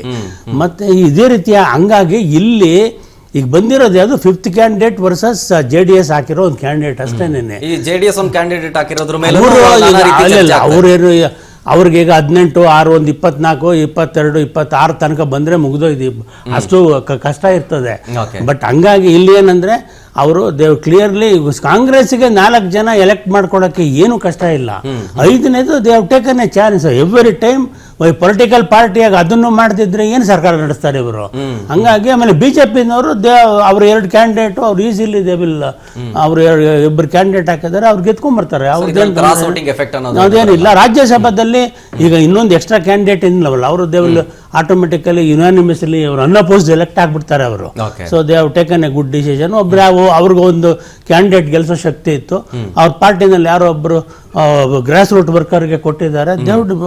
ನಾನು ಅಪ್ರಿಷಿಯೇಟ್ ದಟ್ ಚಾಯ್ಸ್. ನಾನು ಆಗ್ಲೇ ಉತ್ಕರ್ಷ್ ಹೇಳಿದೆ, ನಾನು ರೀ ನೀವು ಅಟ್ಲೀಸ್ಟ್ ನಿಮ್ಮನ್ನು ಅಪ್ರಿಷಿಯೇಟ್ ಯಾವ್ದು ಮಾಡಿ ನಡೆದ್ರು ಹಿಂಗ್ ಹುಡುಕಿ ಒಬ್ರು ಕೊಡ್ತಿರಲ್ಲ, ಅದು ನನಗೆ ತುಂಬಾ ಇಷ್ಟ ಆಗುತ್ತೆ. ಆ ಕಡಾಡಿ ಈರಣ್ಣ ಇರ್ಬೋದು, ಇವರೆಲ್ಲರೂ ನೀವೆಲ್ಲ ಹುಡುಕಿ ತಂದು ಕೊಡ್ತೀರಲ್ಲ. ಹಂಗಾಗಿ ನನಗೆ ಅವ್ರು ನೋಡೇ ಇಲ್ಲ, ನಾನು ಅವ್ರ ಹೆಸರೇ ಕೇಳಿಲ್ಲ ನಾನು ಇಷ್ಟು ವರ್ಷದ ಪ್ರೊಫೆಷನಲ್ಲಿ. ಹಂಗಾಗಿ ಅದೇನು ಪ್ರಾಬ್ಲಮ್ ಸರ್. GBA ಎಲೆಕ್ಷನ್ಗೆ ಮಾತ್ರ ರೂಲಿಂಗ್ ಪಾರ್ಟಿಗೆ ಎಷ್ಟು ಚಾಲೆಂಜಿಂಗ್ ಆಗಿರ್ತದೋ ಅಪೋಸಿಷನ್ ಪಾರ್ಟಿನವ್ರಿಗೂ ಅಷ್ಟೇ ಚಾಲೆಂಜಿಂಗ್ ಆಗಿರುತ್ತೆ. ಯಾಕಂತ ಹೇಳಿದ್ರೆ 65% ಆಫ್ ದಿ ರೆವಿನ್ಯೂ ನಮ್ಮ ಸ್ಟೇಟ್ ಅಲ್ಲಿ ಜನರೇಟ್ ಆಗೋದಿದೆಯಲ್ಲ, ಅದನ್ನ ಬೆಂಗಳೂರು ಕೊಡುತ್ತೆ. ಇಲ್ಲಿ 28 ಜನ MLAಗಳಿದ್ದಾರೆ. ನಿಮ್ಮ 224 ಅಲ್ಲಿ more than 10% of the strength of the MLAs comes from Bangalore. ಆಮೇಲೆ ಇಲ್ಲಿ ಅಲೋಕೇಶನ್ಸ್ ನಿಮಗೆ ಸೆಂಟ್ರಲ್ ಗೌರ್ಮೆಂಟ್ ಇರ್ಬೋದು, ಸ್ಟೇಟ್ ಗೌರ್ಮೆಂಟ್ ಅಲೋಕೇಶನ್ಸ್ ಇರ್ಬೋದು, ಅಗಾಧವಾದ ಅಲೋಕೇಶನ್ಸು ನಿಮಗೆ ಇಲ್ಲಿ ಬರುತ್ತೆ. ನಿಮಗೆ ಈಗ ನೀವು ಬಜೆಟ್ ಎಲ್ಲ ನೋಡಿ, ಮೊನ್ನೆ ಇವ್ರು ಇದ್ದಕ್ಕಿದ್ದಂಗೆ 2,000 ಕೋಟಿ ಕೊಡ್ತೀನಿ ನಾವು ಅಂತ ಹೇಳಿದ್ರು. ಹಂಗಾಗಿ ಈ ರೆವಿನ್ಯೂ ರಿಸೋರ್ಸಸ್ ಇದೆಯಲ್ಲ, ಈಗ ನಾನು ಹೇಳೋದು ರಾಮಲಿಂಗಾರೆಡ್ಡಿ ಬೆಂಗಳೂರನ್ನೇ ರೆಪ್ರೆಸೆಂಟ್ ಮಾಡ್ತಿರೋದು ever since came into politics from 1989. ಕನಕಪುರದಲ್ಲಿ ಗೆದ್ದವ್ರಿಗೆ ಬೆಂಗಳೂರು ಡೆವಲಪ್ಮೆಂಟ್ ಅಥಾರಿಟಿ ಪೋರ್ಟ್ಫೋಲಿಯೋ ಬೇಕು. ಇವ್ರು ಕೇಳಿದ ತಪ್ಪೇನು? ಲೋಕಲ್ ಲೀಡರ್ ಅದು ಅವ್ರ ಪಾರ್ಟಿದು. ಈಗ ಅವ್ರ ಪಾರ್ಟಿನಲ್ಲಿ ಯಾರಿಗಾದ್ರೂ ಕೊಡ್ಬೋದು, ಅವ್ರ ಇಷ್ಟ. ಈಗ ಅವ್ರು ಹೋಗಿ ಕೇಳ್ಕೊಂಡ್ರು, ನಾವು ಕೊಟ್ಟು ಹೋಗಿ ನಮಗೆ ಕೊಡ್ಲಿಲ್ಲ ಅಂತಾರೆ, ಅದು ಅವ್ರವ್ರು ನಡೆದಿದ್ದು. ಅದಕ್ಕೆ ನಾವ್ಯಾಗ ಇಂಟರ್ಫಿಯರ್ ಆಗಿ ಇವ್ರು ಕೊಟ್ಟಿದ್ರಂತೆ, ಹೇಳಿದ್ರಂತೆ, ಮಾಡಿದ್ರಂತೆ.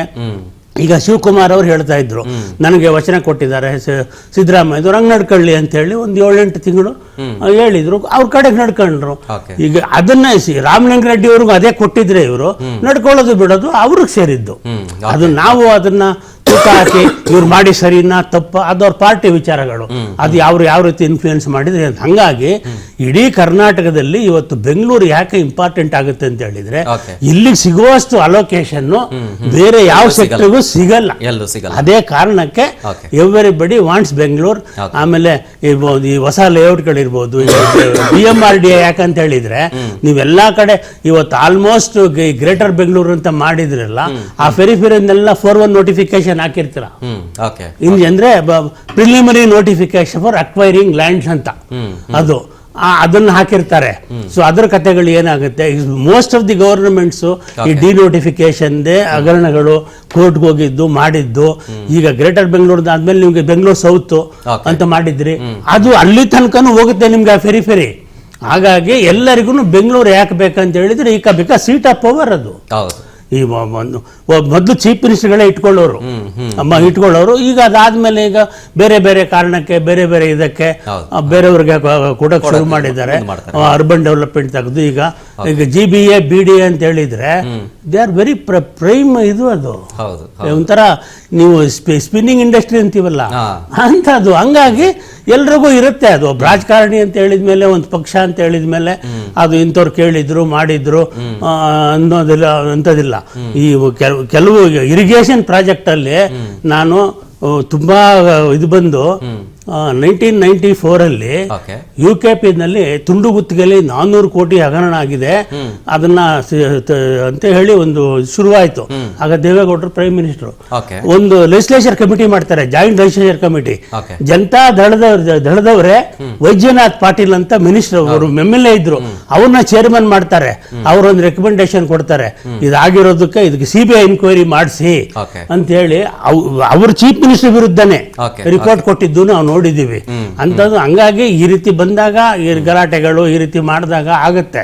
ಅದನ್ನ ಅವರು ಬಹುಶಃ ಆಮೇಲೆ ಈ ಖಾತೆ ಗಲಾಟೆಗಳು ಈ ಮಿನಿಸ್ಟ್ರಿಯಲ್ಲಿ ಆಗಿದ್ದೇನಲ್ಲ, ಎಲ್ಲಾ ಮಿನಿಸ್ಟ್ರಿನೂ ಆಗಿದೆ, ಹಿಂದೆನೂ ಆಗಿದೆ. ಕೆಲಸಗಳು ಡಿಲೇ ಆಗ್ಬಿಡುತ್ತೆ ಸರ್, ಹಿಂಗೆ ಅದು ಡ್ರಾಗ್ ಆಗ್ತಾ ಇದೆ. ಈಗ ಒಂದೆರಡು ದಿನದ ಒಂದು ಮಾತಲ್ಲ ಇದು. ಆಯ್ತು, ಒಂದು ವಾರ ಆಗೋಯ್ತು, ಇದು ಹೀಗೆ ಕಂಟಿನ್ಯೂ ಆಗುತ್ತೆ. ಇನ್ನು ಸೆಕೆಂಡ್ ಲಿಸ್ಟ್ ಬರೋದಿದೆ. ಸೆಕೆಂಡ್ ಲಿಸ್ಟ್ ಅಲ್ಲಿ ಅದಲ್ಲಿ ಇನ್ಯಾವ ರೀತಿಯಾಗಿ ಸರ್ಕಸ್ ಆಗುತ್ತೋ, ಅಲ್ಲೂ ಕೂಡ ಸಾಲು ಆಕಾಂಕ್ಷಿಗಳಿದ್ದಾರೆ, ಅಲ್ಲೂ ಹಿರಿಯರಿದ್ದಾರೆ, ಅಲ್ಲೂ ಜಾತಿ ಲೆಕ್ಕಾಚಾರ ಇದಾವೆ. ಸರ್ ಇವರು ಡಿಸೆಂಬರ್ ತಳ್ಳಿಬಿಟ್ರೆ ಇದು ಹೆಂಗ ಹೋಗ್ಬಿಡ್ತಾ ಇದ್ದು, ಈ ಮಾತಾಡ್ತಾ ಕಚ್ಚಾಡ್ತಾ ಅದಾಯ್ತು ಇದಾಯ್ತು ಅಂತ ಹೇಳಿ. ಯಾವುದೇ ಪಕ್ಷದವ್ರು ನೋಡಿ ಎಷ್ಟೇ ಗಲಾಟೆ ಮಾಡಿದ್ರು ಅವ್ರೇನು ಆ ಪಾರ್ಟಿ ಬಿಟ್ಟು ಹೋಗೋದಿಲ್ಲ, ಸರ್ಕಾರನೂ ಬಿಟ್ಟು ಹೋಗಿಲ್ಲ. ಅದು ಇಲ್ಲಿ ತನಕ ನಡೆದು ಬಂದಿರೋ ರೀತಿ. ನನಗೆ ಬೇಡ, ಇದಕ್ಕೋಸ್ಕರ ನಾನು ರಾಜೀನಾಮೆ ಕೊಟ್ಟು ಹೋಗಿದ್ದೀನಿ ಅನ್ನೋ ಮಂತ್ರಿ ನಾನು ನೋಡೇ ಇಲ್ಲ ನನ್ನ ಇಷ್ಟು ವರ್ಷದಲ್ಲಿ. ಹಂಗಾಗಿ ಇರುತ್ತೆ. ಯಾಕಂತ ಹೇಳಿದ್ರೆ ಒಂದು ಏಜ್ ಗ್ಯಾಪ್, ಆಮೇಲೆ DK ಶಿವಕುಮಾರ್ ಅವ್ರನ್ನ ನೋಡೋ ರೀತಿ ಕೆಲವರು ಲೀಡರ್ಗಳು ಮಾಡಿದ್ದು ಇಂಥದ್ದೆಲ್ಲ ವೈಯಕ್ತಿಕವಾದಿರುತ್ತೆ. ಕೆಲವರು ಹೇಳ್ಕೊಳ್ಳಲ್ಲ, ಕೆಲವರು ಹೇಳ್ಕೊಳ್ತಾರೆ. ಹಾಗಾಗಿ ಇದೊಂಥರ ಏನಂದ್ರೆ why should I repose confidence in ನೀವು ಅನ್ನೋದು ಹಲವಾರು ಈಗ ನಾನು I am senior, I should have been taken into confidence ಅಂತ ನಾನು ಅನ್ಕೊಂಡ್ರೆ ಅದೇ ಬರೋದು. ಇಲ್ಲಿ ನಡೀತಾ ಇರೋದು ಅದೇನೇನೆ. ಅದನ್ನ ಒಂದ್ ಸ್ವಲ್ಪ ಲೆವೆಲ್ಗೆ ಟಚ್ ಮಾಡಿದ್ರೆ ಈ ಜನವರಿ ಬಂದ್ಬಿಡ್ಲಿ ಇವರು, ಆಮೇಲೆ ನೋಡಿ ಒಬ್ರು ಜಗಳಾಡಲ್ಲ ಇವರು. ಪುಷ್ಪ ಅವರೇ, ಅದೇ ಮಾತಾಡ್ತಾ ಇದ್ದೆ. ಈ ಸವಾಲುಗಳಿಂದಾಗಿ ಮುಂಬರುವಂತ ಸ್ಥಳೀಯ ಸಂಸ್ಥೆ ಚುನಾವಣೆಯಿಂದ ಹಿಡಿದು ಮುಂಬರುವ 2028ರ ಎಲೆಕ್ಷನ್ನು, ಅದಾದ್ಮೇಲೆ 2029ರ ಲೋಕಸಭಾ ಎಲೆಕ್ಷನ್ನು, ಇದೆಲ್ಲದರ ಮೇಲೂ ಎಫೆಕ್ಟ್ ಬೀಳುತ್ತಲ್ಲ ಅಂತ ನಿಮ್ಮ ಪಕ್ಷಕ್ಕೆ? ಯಾಕಂದ್ರೆ ಜನ ನೋಡ್ತಾ ಇರ್ತಾರೆ. ಅಲ್ಟಿಮೇಟ್ಲಿ ನಿಮ್ಗೆ MLA election, MP election, GB election ಜನರೇ ಓಟ್ ಹಾಕಬೇಕಾಗತ್ತೆ. ಆವಾಗ ಜನ ಇವರೇ ಕಿತ್ತಾಡ್ತಾರಪ್ಪ, ನಾವು ಇವ್ರಿಗೆ ಓಟ್ ಹಾಕಲ್ಲ ಅನ್ನೋ ಮನೋಭಾವ ಬಂದ್ಬಿಡುತ್ತೆ ಅನ್ನೋ ಮಾತು ಚರ್ಚೆಯಲ್ಲಿದೆ. ಸೊ ಹಾಗಾಗಿ ಇದನ್ನ ಆದಷ್ಟು ಬೇಗ ಕ್ಲಿಯರ್ ಮಾಡ್ಕೊಂಡ್ರೆ ಒಳ್ಳೇದು. ಯಾಕೆ ಇದನ್ನ ಡ್ರ್ಯಾಗ್ ಮಾಡ್ತಿದ್ರೆ, ಇದರಿಂದ ನಿಮ್ಮ ಎಲೆಕ್ಷನ್ಗೆ ಎಫೆಕ್ಟ್ ಆಗಲ್ವಾ ಅಂತ? ಸರ್ ನೋಡಿ, ಕಾಂಗ್ರೆಸ್ ಪಕ್ಷ ಅಧಿಕಾರಕ್ಕೆ ಏನು 136 ಸೀಟ್ ತಗೊಂಡ್ ಬಂತು, ಅವತ್ತು ಆ ವೀಕ್ ಅಲ್ಲೇ ನೀವು ಏನಾದ್ರೂ ಈ ತರ ಒಂದು ಡಿಬೇಟ್ ಮಾಡಿದ್ರೆ ನಿಮ್ಗೂ ಗೊತ್ತಿರುತ್ತೆ. ಅವತ್ತೇ ಬಿಜೆಪಿ ಸರ್ಕಾರದವ್ರು ಹೇಳ್ತಿದ್ರು ಸಿದ್ದರಾಮಯ್ಯ ಅವ್ರಿಗೂ DK ಸಾಹೇಬ್ರಿಗೂ ಇಬ್ರಿಗೂ ಕುರ್ಚಿ ಕಾದಾಟ ಇದೆ ಅಂತ. ನೀವು 3 ವರ್ಷಗಳವರೆಗೆ ಅದನ್ನ ನೋಡ್ಕೊಂಡ್ ಬಂದ್ರಿ. ಕೊನೆಯಲ್ಲಿ ಏನಾಯ್ತು ಸರ್? ಎಷ್ಟು ಸ್ಮೂತ್ ಆಗಾಯ್ತು? ಏನಾದ್ರೂ ಬಂತ ನಿಮ್ಗೆ ಆಚೆ? ಏನಾದ್ರೂ ಒಳ ಜಗಳ ಮಾತುಕತೆ ಆಗಿತ್ತು, ಅದಕ್ಕೆ ಏನೂ ಆಗಿಲ್ಲ ಅಂತ. ಈಗ ಮಾತುಕತೆ ಆಗಿಲ್ಲ ಅಂದಿದ್ರೆ ಬೈ ಫೋರ್ಸ್ಫುಲಿ ಅವರನ್ನ ಇಳಿಸಬೇಕು ಅಂದಿದ್ರೆ ಬೇರೆ ರೀತಿ ಡೆವಲಪ್ಮೆಂಟ್ ಆಗ್ತಿತ್ತು. ಇನ್ಸೈಡ್ ಬಿಟ್ಟಿಡಿ. ಈಗ ಸರ್ ಹೇಳ್ತಿದ್ರು ಪಾರ್ಟಿ ಇನ್ಸೈಡ್ ನಮ್ದೇನೇ ಇರ್ಬೋದು, ಜನಗಳಿಗೆ ಎಫೆಕ್ಟ್ ಆಯ್ತಾ, ಸರ್ಕಾರಕ್ಕೆ ಎಫೆಕ್ಟ್ ಆಯ್ತಾ? ಏನು ಇಲ್ಲ, ಎಲ್ಲ ಸ್ಮೂತ್ ಆಗಿ ಹೋಗ್ತಿದೆ. ಇದು ಅಷ್ಟೇ, ನಾಳೆ ದಿನ ಸಚಿವರು ಕಂಟ್ರೋಲ್ ಮಾಡಿದ್ದಕ್ಕೆ ಆಯ್ತದು. ಈಗ ಬೆಂಬಲಿಗರು ಪಕ್ಷದ ಚೌಕಟ್ಟಿನಲ್ಲಿ ನಡೆದ ವಿಷಯವೇ ಹೊರತಾಗಿ ಆಚೆ ಬಂದು ಜನಗಳಿಗಾಗ್ಲಿ ಸರ್ಕಾರಕ್ಕಾಗ್ಲಿ ಜನಗಳ ಒಂದು ನೀಡ್ಸ್ ಗಾಗ್ಲಿ ಯಾವುದೇ ಎಫೆಕ್ಟ್ ಆಗ್ಲಿಲ್ಲ. ನಾನು ಅದನ್ನೇ ಹೇಳ್ತಿರೋದು. ಇವತ್ತು ಅಷ್ಟೇ ಏನು ಸಚಿವಾಕಾಂಕ್ಷಿಗಳಿದ್ದಾರೆ ಅಥವಾ ಏನಿವತ್ತು ಸ್ವಲ್ಪ ಇರಿಸು ಮುರಿಸಿದೆ, ಇದು ಯಾವುದು ಸಹ ಜನಗಳಿಗಾಗ್ಲಿ ಡೆವಲಪ್ಮೆಂಟ್ಗಾಗ್ಲಿ ಅಥವಾ ಏನು ಇವಾಗ ನಡಿಬೇಕಾಗಿರೋ ಕೆಲಸಗಳಿಗಾಗ್ಲಿ ಯಾವುದೇ ಎಫೆಕ್ಟ್ ಆಗಲ್ಲ. ನೀವು ನೋಡ್ತಾ ಇರ್ಬೋದು, ನಮ್ಮ CM ಸಾಹೇಬ್ರು ಎಲ್ಲಾ ಕಾರ್ಯಕ್ರಮಗಳಲ್ಲೂ ಎಷ್ಟು ಆಕ್ಟಿವ್ ಆಗಿ ಪಾಲ್ಗೊಳ್ತಿದ್ದಾರೆ. ಸಚಿವರು ಅಷ್ಟೇ, ಸಾಕಷ್ಟು ಸಚಿವರು ಇವತ್ತೆಲ್ಲ ಜವಾಬ್ದಾರಿಗಳನ್ನ ತಗೊಂಡಿದ್ದಾರೆ. ಬೈರತಿ ಸುರೇಶ್ ಅವರು ಇರ್ಬೋದು, ಬೇರೆ ಬೇರೆ ಯಾರೆಲ್ಲ ಪ್ರಮಾಣ ವಚನಗಳನ್ನ ಸ್ವೀಕರಿಸಿದ್ದಾರೆ ಆಲ್ಮೋಸ್ಟ್ ಎಲ್ಲರೂ ತಗೊಂಡಿದ್ದಾರೆ. ಈಗ ರಾಮಲಿಂಗಡಿ ಸಾಹೇಬ್ರದ್ದು ಒಂದಿನ ಆಗಾದ್ರು ನೆಕ್ಸ್ಟ್ ಡೇ ಇವತ್ತು ಕ್ಲಿಯರ್ ಆಗಿದೆ. ಮುನಿಯಪ್ಪ ಸಾಹೇಬ್ರದ್ದು ಆಗ್ಬೋದು, ಇಲ್ಲ ಕೃಷ್ಣ ಬೈರೇಗೌಡರು ಸ್ವಲ್ಪ 1-2 ದಿನ ಅಷ್ಟೇ ತಗೋಬಹುದು. ಸೊ ನೆಕ್ಸ್ಟ್ ಲಿಸ್ಟ್ನು ಅಷ್ಟೇ ಎಲ್ಲಾನು ಸಹ ಈ ತಿಂಗಳು ಕೊನೆಗೆ ಮುಕ್ತಿ ಹಾಡಿ ಯಾವುದೇ ಒಂದು ಗೊಂದಲಗಳು ನಮ್ಮ ಇದ್ರಲ್ಲಿ ಇರಲ್ಲ. ಅಲ್ಲ, ಗೊಂದಲ ಇದ್ರು ನಮ್ಮ ಮನೆ ಒಳಗಡೆ ನಡೆಯುತ್ತೆ ಹೊರತಾಗಿ ನಮ್ದು ಬೀದಿ ಜಗಳ ಆಗಲ್ಲ. ಬಟ್ ಹೇಳಿಕೆಗಳನ್ನ ಕೊಡೋದ್ರ ಮೇಲೆ ಬೀದಿ ಜಗಳ ಆಗೋದು. ಫಾರ್ ಎಕ್ಸಾಂಪಲ್ KN ರಾಜಣ್ಣ ಅವರು ಮಾತಾಡ್ತಾರೆ, ಅವರನ್ನು ಖಾತೆ ವಿಚಾರಕ್ಕೆ ಸಂಬಂಧಪಟ್ಟಂತೆ ಮಾತಾಡ್ತಾರೆ. ಏನೋ ಅವರೇ ಬೇರೆ ಟೀಮು, ನಾವೇ ಬೇರೆ ಟೀಮು ಅನ್ನೋ ರೀತಿಯಾಗಿ ಮಾತಾಡ್ತಾರೆ.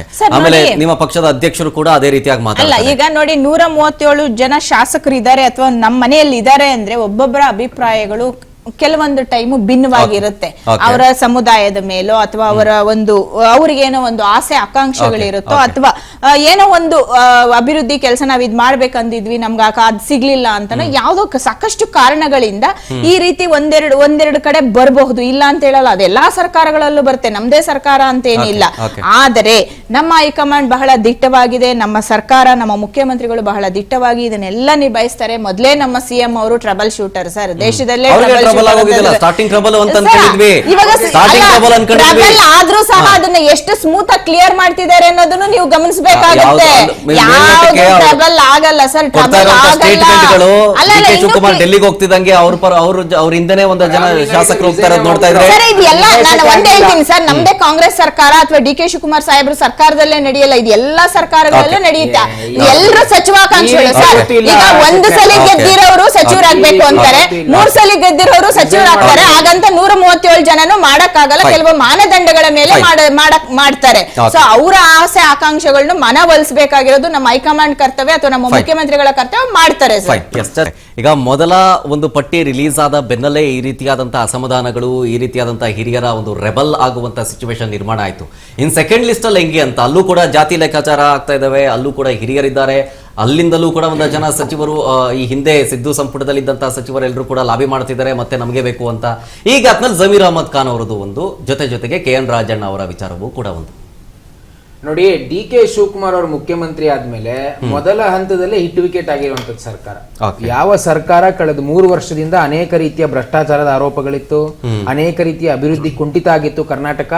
ಈ ಅನೇಕ ಸಮಸ್ಯೆಗಳಿಗೆ ಮಹತ್ವನ ಕೊಡಬೇಕಾಗಿತ್ತು. ಮತ್ತೆ ಇವತ್ತು ನೋಡಿ, ಖ್ಯಾತೆಯನ್ನ ತೆಗಿತಾ ಇರ್ತಕ್ಕಂತ ಅಷ್ಟು ಜನ ಯಾರು ಅಂತಂದ್ರೆ ಸೀನಿಯರ್ MLAಗಳು, ಅನೇಕ ಬಾರಿ ಗೆದ್ದಿರ್ತಕ್ಕಂಥ. ಆಮೇಲೆ ಈಗ ಅನೇಕ ಜನಕ್ಕೆ ಇವತ್ತು ಅವಕಾಶವನ್ನು ಕೂಡ ತಪ್ಪಿಸಿರುವಂತದ್ದು. ಜಮೀರ್ ಅಹಮದ್ ಖಾನ್ ಬೆಂಬಲಿಗರು ಹೋರಾಟವನ್ನ ಮಾಡ್ತಾ ಇದ್ದಾರೆ, ಅವಕಾಶವನ್ನು ಕೊಡ್ಬೇಕಂತ.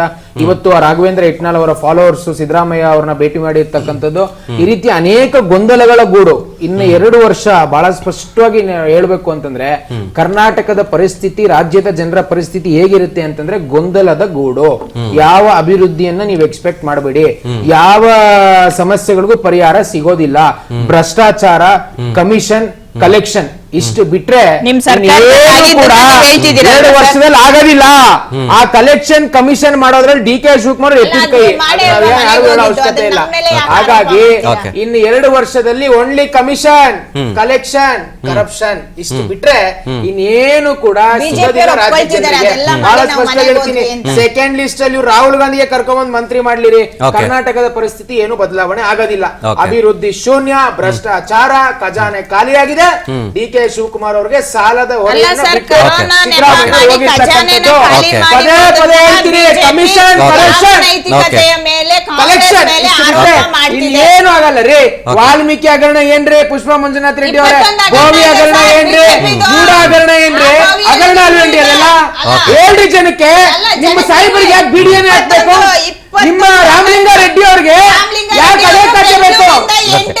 ಆಯ್ತು, ಯಾಕೆ ಅದೇ ಕಟ್ಟಬೇಕು? ಯಾಕೆ ಅದೇ ಕಟ್ಟಬೇಕಂದ್ರೆ ಅಲ್ಲಿ ದುಡ್ಡಿದೆ, ರಿಯಲ್ ಎಸ್ಟೇಟ್ ದಂಧೆ ಮಾಡ್ಬೇಕು ನಿಮ್ ರಾಮಲಿಂಗ ರೆಡ್ಡಿ ಅವರು.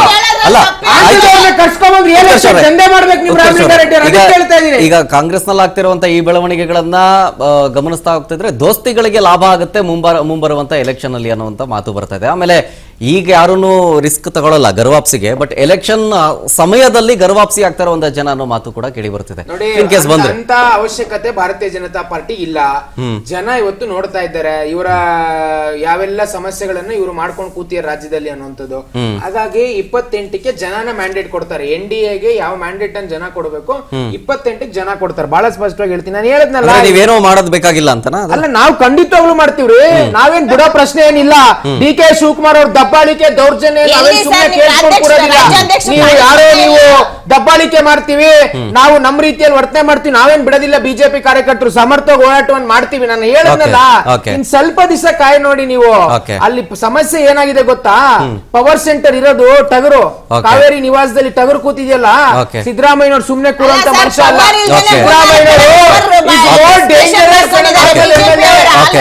ಸ್ಟಾರ್ಟಿಂಗ್ ಅಲ್ಲ ಪಾಪ ರಾಮಲಿಂಗ ರೆಡ್ಡಿ ಅವ್ರ ಕಡೆಯಿಂದ ಕೊಡ್ಸ್ಬಿಟ್ರು ಸಿದ್ದರಾಮಯ್ಯನವರೇ. ಬಹಳ ಸ್ಪಷ್ಟವಾಗಿ ಹೇಳ್ತೀನಿ, ಈ ಗೊಂದಲ ಇಟ್ಕೊಂಡು ಯಾವುದೇ ಕಾರಣಕ್ಕೂ ಸರ್ಕಾರ ಮುಂದಕ್ಕೆ ಹೋಗಲ್ಲ ರೀ. ಜನಗಳಿಗೆ ಬಹಳ ಸ್ಪಷ್ಟವಾಗಿ ಹೇಳ್ತೀನಿ ರಾಜ್ ನ್ಯೂಸ್ ಮುಖಾಂತರ, ಯಾವ ಅಭಿವೃದ್ಧಿ ಕಾರ್ಯಗಳನ್ನ ಎಕ್ಸ್ಪೆಕ್ಟ್ ಮಾಡಬೇಡಿ. ಮಳೆಗಾಲ ಬೇರೆ ಬಂತಲ್ಲ, ಅಲ್ಲ ಸರ್, ಅಲ್ಲ ಮಳೆಗಾಲ ಬೇರೆ ಬರ್ತಾ ಇದೆ. ಈ ಸಂದರ್ಭದಲ್ಲಿ ರಸ್ತೆಗಳ ದುರಸ್ತಿ ಇರ್ಬೋದು, ಗುಂಡಿ ಮುಚ್ಚುವಂತ ಸಮಸ್ಯೆಗಳಿರ್ಬೋದು, ನೀರಿನ ಸಮಸ್ಯೆಗಳಿರ್ಬೋದು, ಎಲ್ಲ ಸಮಸ್ಯೆಗಳಿದೆ. ಹಾಗಾಗಿ ಸರ್ಕಾರ ಏನು ಮಾಡಕ್ಕಾಗಲ್ಲ ರೀ. ಮಾಹಿತಿ ಇದೆ ರಾಮಲಿಂಗ ರೆಡ್ಡಿ ಅವರಿಗೆ ಇರಿಗೇಷನ್ ಮಿನಿಸ್ಟರ್ ಕೊಟ್ರೆ ಯಾಕೆ ಇರಿಗೇಷನ್ ಆಗಲ್ಲ ಅವ್ರ ಕೈಯಲ್ಲಿ? 8 ಬಾರಿ ಗೆದ್ದಿ ಅಂತ ಹೇಳಿದ್ರು. ಅವ್ರು ಹೇಳ್ತಾ ಇದ್ದಾರೆ ಹಾಗಾದ್ರೆ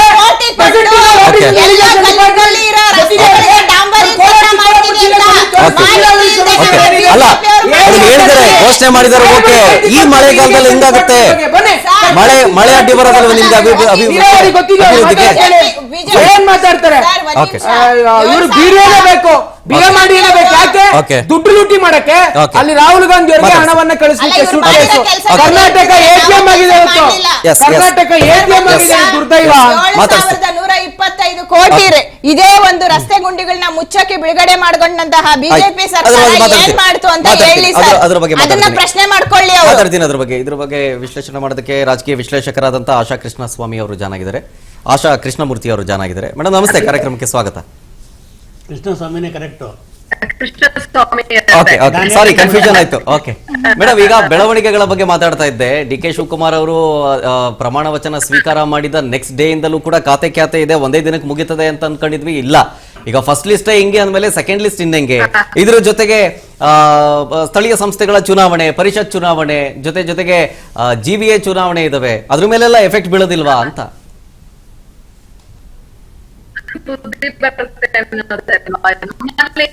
ಪೊಲಿಟಿಕಲ್ ಪಾರ್ಟಿ ಯಾರೇ ಪವರ್ ಅಲ್ಲಿ ಇರಲಿ,